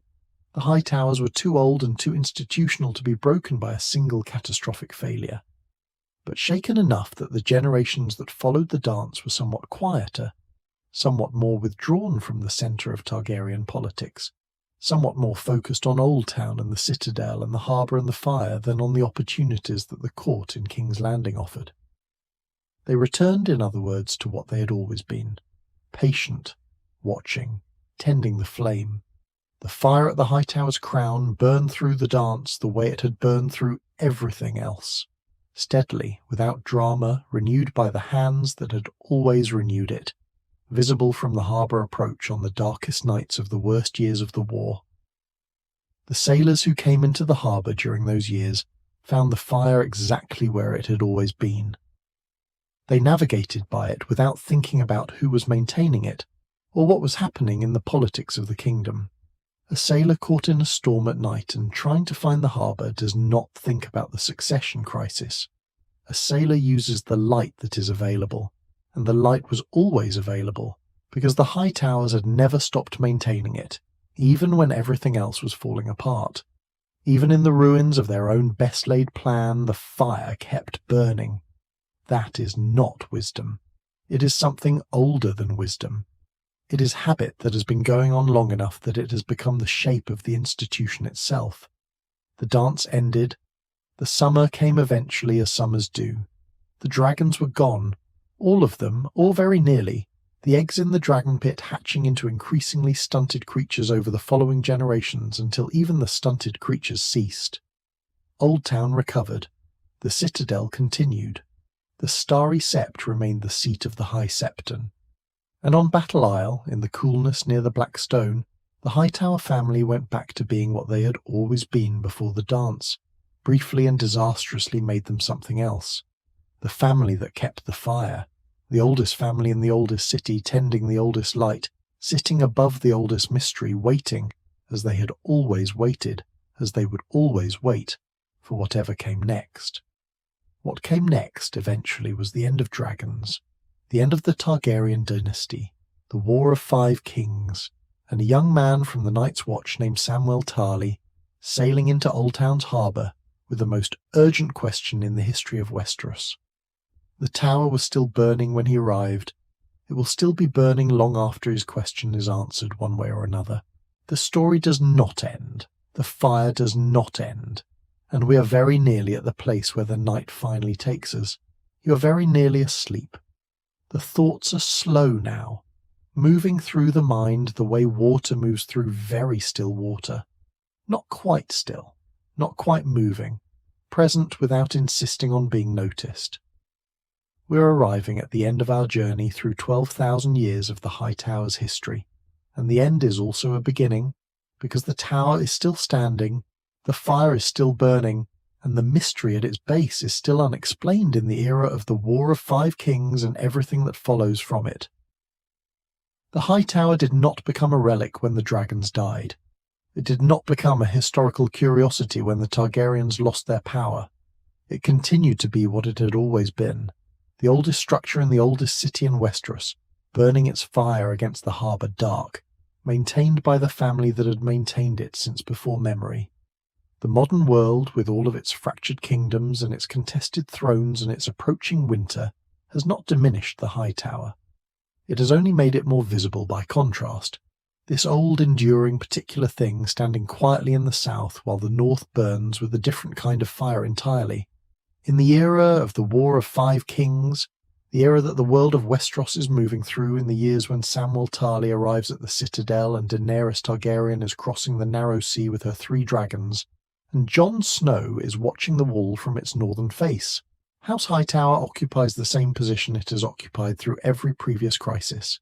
Technically powerful, practically autonomous, officially loyal to whichever king seems most legitimate, quietly watching to see how the situation develops before committing fully to any particular outcome. The current Lord of the Hightower, Leighton Hightower, has not left his tower in years. He's said to be engaged in some form of magical study, which is either a genuine scholarly pursuit or a politic retreat from a political situation that does not yet have a clear correct answer. His daughter Melora, called the Mad Maid, keeps him company in his tower. The harbour continues to function. The fire continues to burn. The Hightower way persists in the War of 5 Kings as it persisted in the Long Night, and the Andal arrival and the Dance of the Dragons, by not being broken by what could not break it. Samwell Tarly arrived in Oldtown in the period of the War of 5 Kings, brought south by Lord Commander Jon Snow with a mission that the Night's Watch did not formally acknowledge, and that the Citadel was not certain it wanted to receive, to find in the library whatever records might illuminate the history of the others, the methods by which they had been defeated in the Long Night, the properties of the weapons that might be effective against them. Sam was a junior man with no standing at the Citadel, and no authority beyond the urgency of what he carried.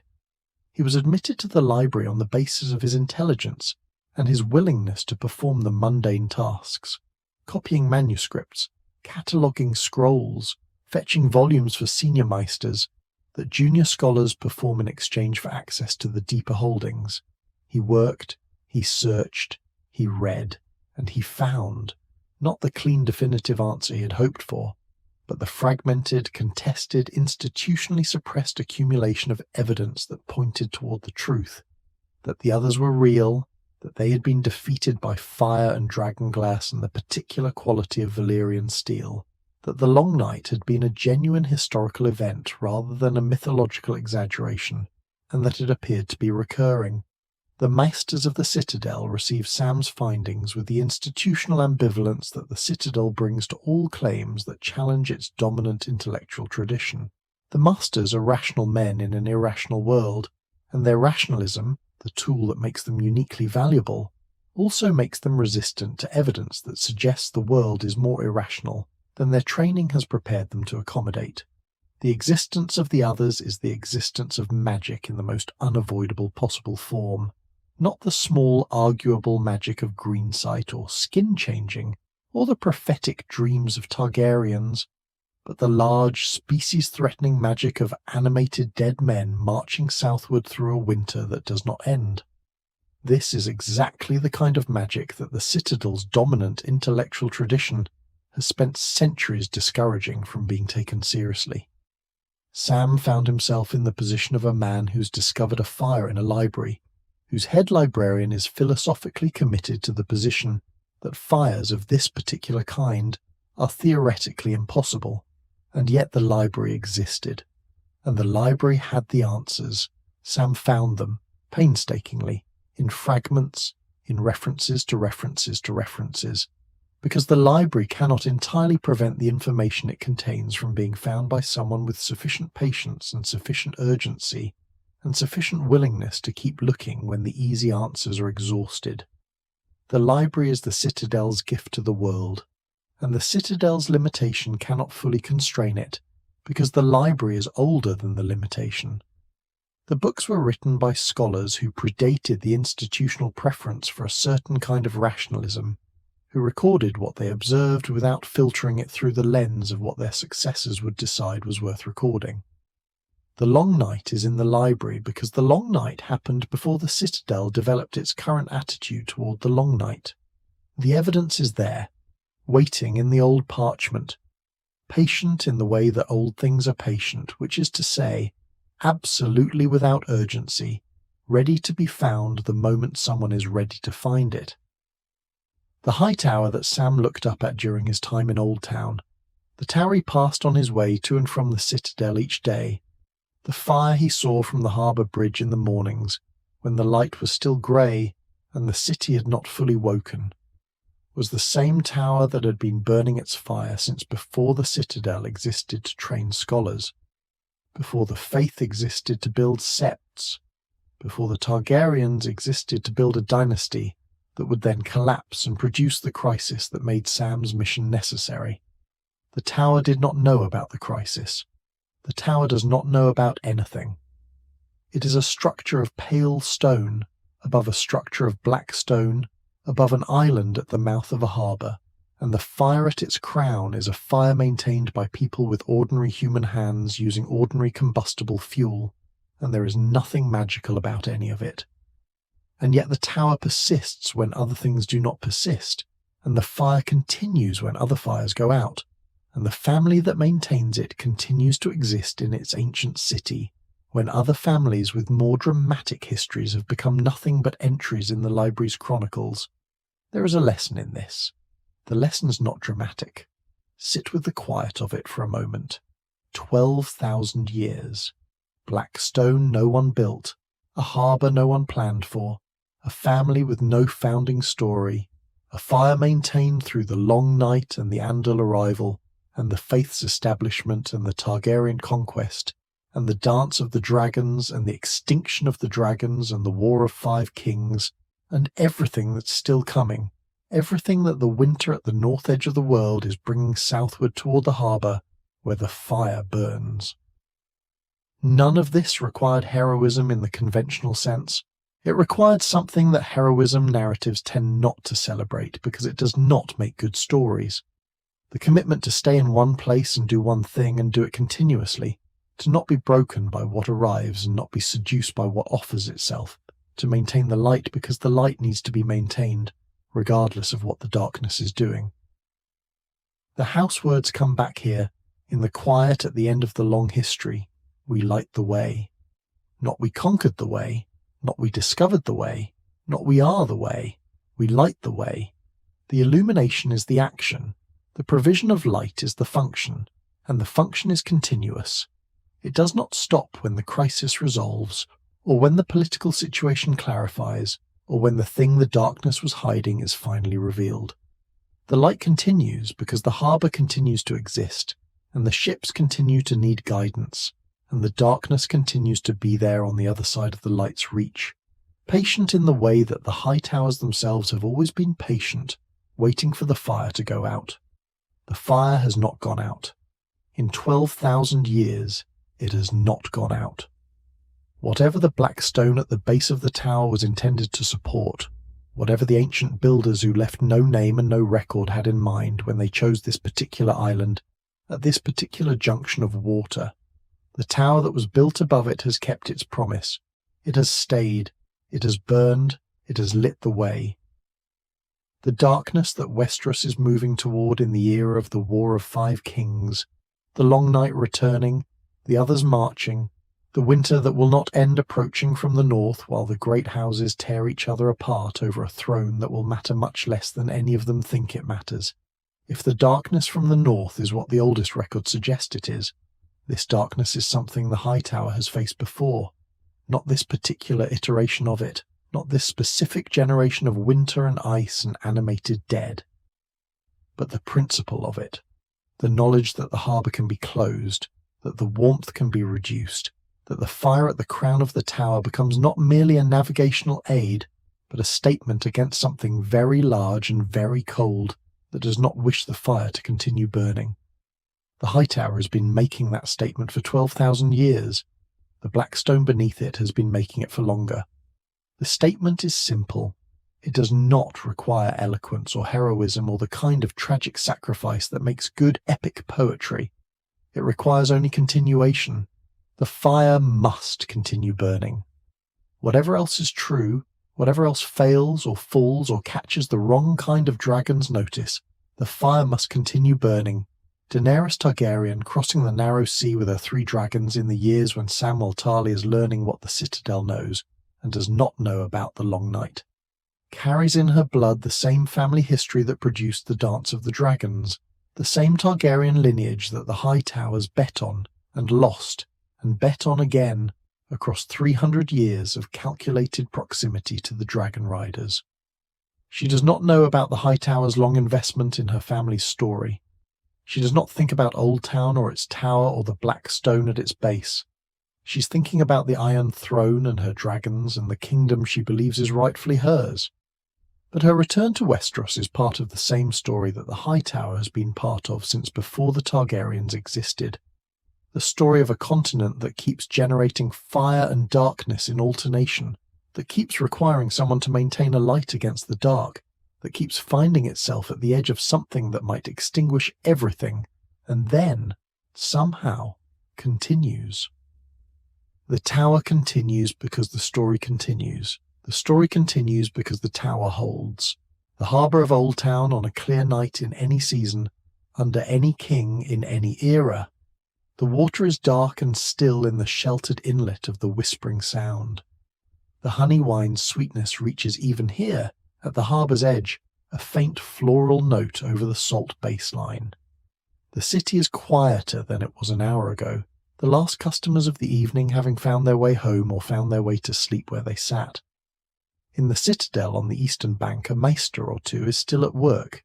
There are always maesters still at work, in every hour of any night, because a library of 400,000 volumes is not a thing that runs out of reasons to be consulted.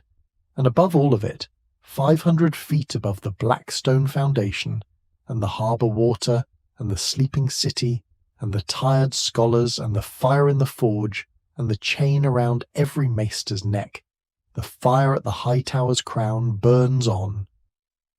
It is a small fire from this distance. Everything is small from the right distance. But it is there. It has been there. It will be there when the winter comes and when the winter goes, and when whatever follows the winter begins its own particular story, adding its layer to the accumulation that is Oldtown, building its walls on the black stone that has always been here, that will always be here, that was here before history and will be here after history has finished having its say. Let the fire be the last image, small against the sky, steady, maintained by hands you will never know the names of, serving sailors you will never meet, answering a darkness whose true nature is still not fully understood after 12,000 years of the most sustained scholarly attention in the history of the world. Let your body go fully heavy now. Let the breath continue without your guidance, without your effort. The stories will keep. The history will keep. The black stone will not change, and the fire will not go out, and the library will not exhaust itself, and the harbour will not close, and the oldest family and the oldest city in the world will still be tending their fire when the morning comes. You do not need to carry any of this. It was here before you, and it will be here after, and for now it is simply here alongside you, in the quiet of wherever you are. The fire lights the way. Your watch is ended for tonight. Rest now, rest. If this history has found its way into your evening, consider subscribing. Your support keeps the fire burning and the stories coming. We will still be here. The history will keep. If you liked this video, let me know where in the world you're watching from and what time it is. I am always curious about that. And if you have a suggested topic, feel free to leave it in the comments below.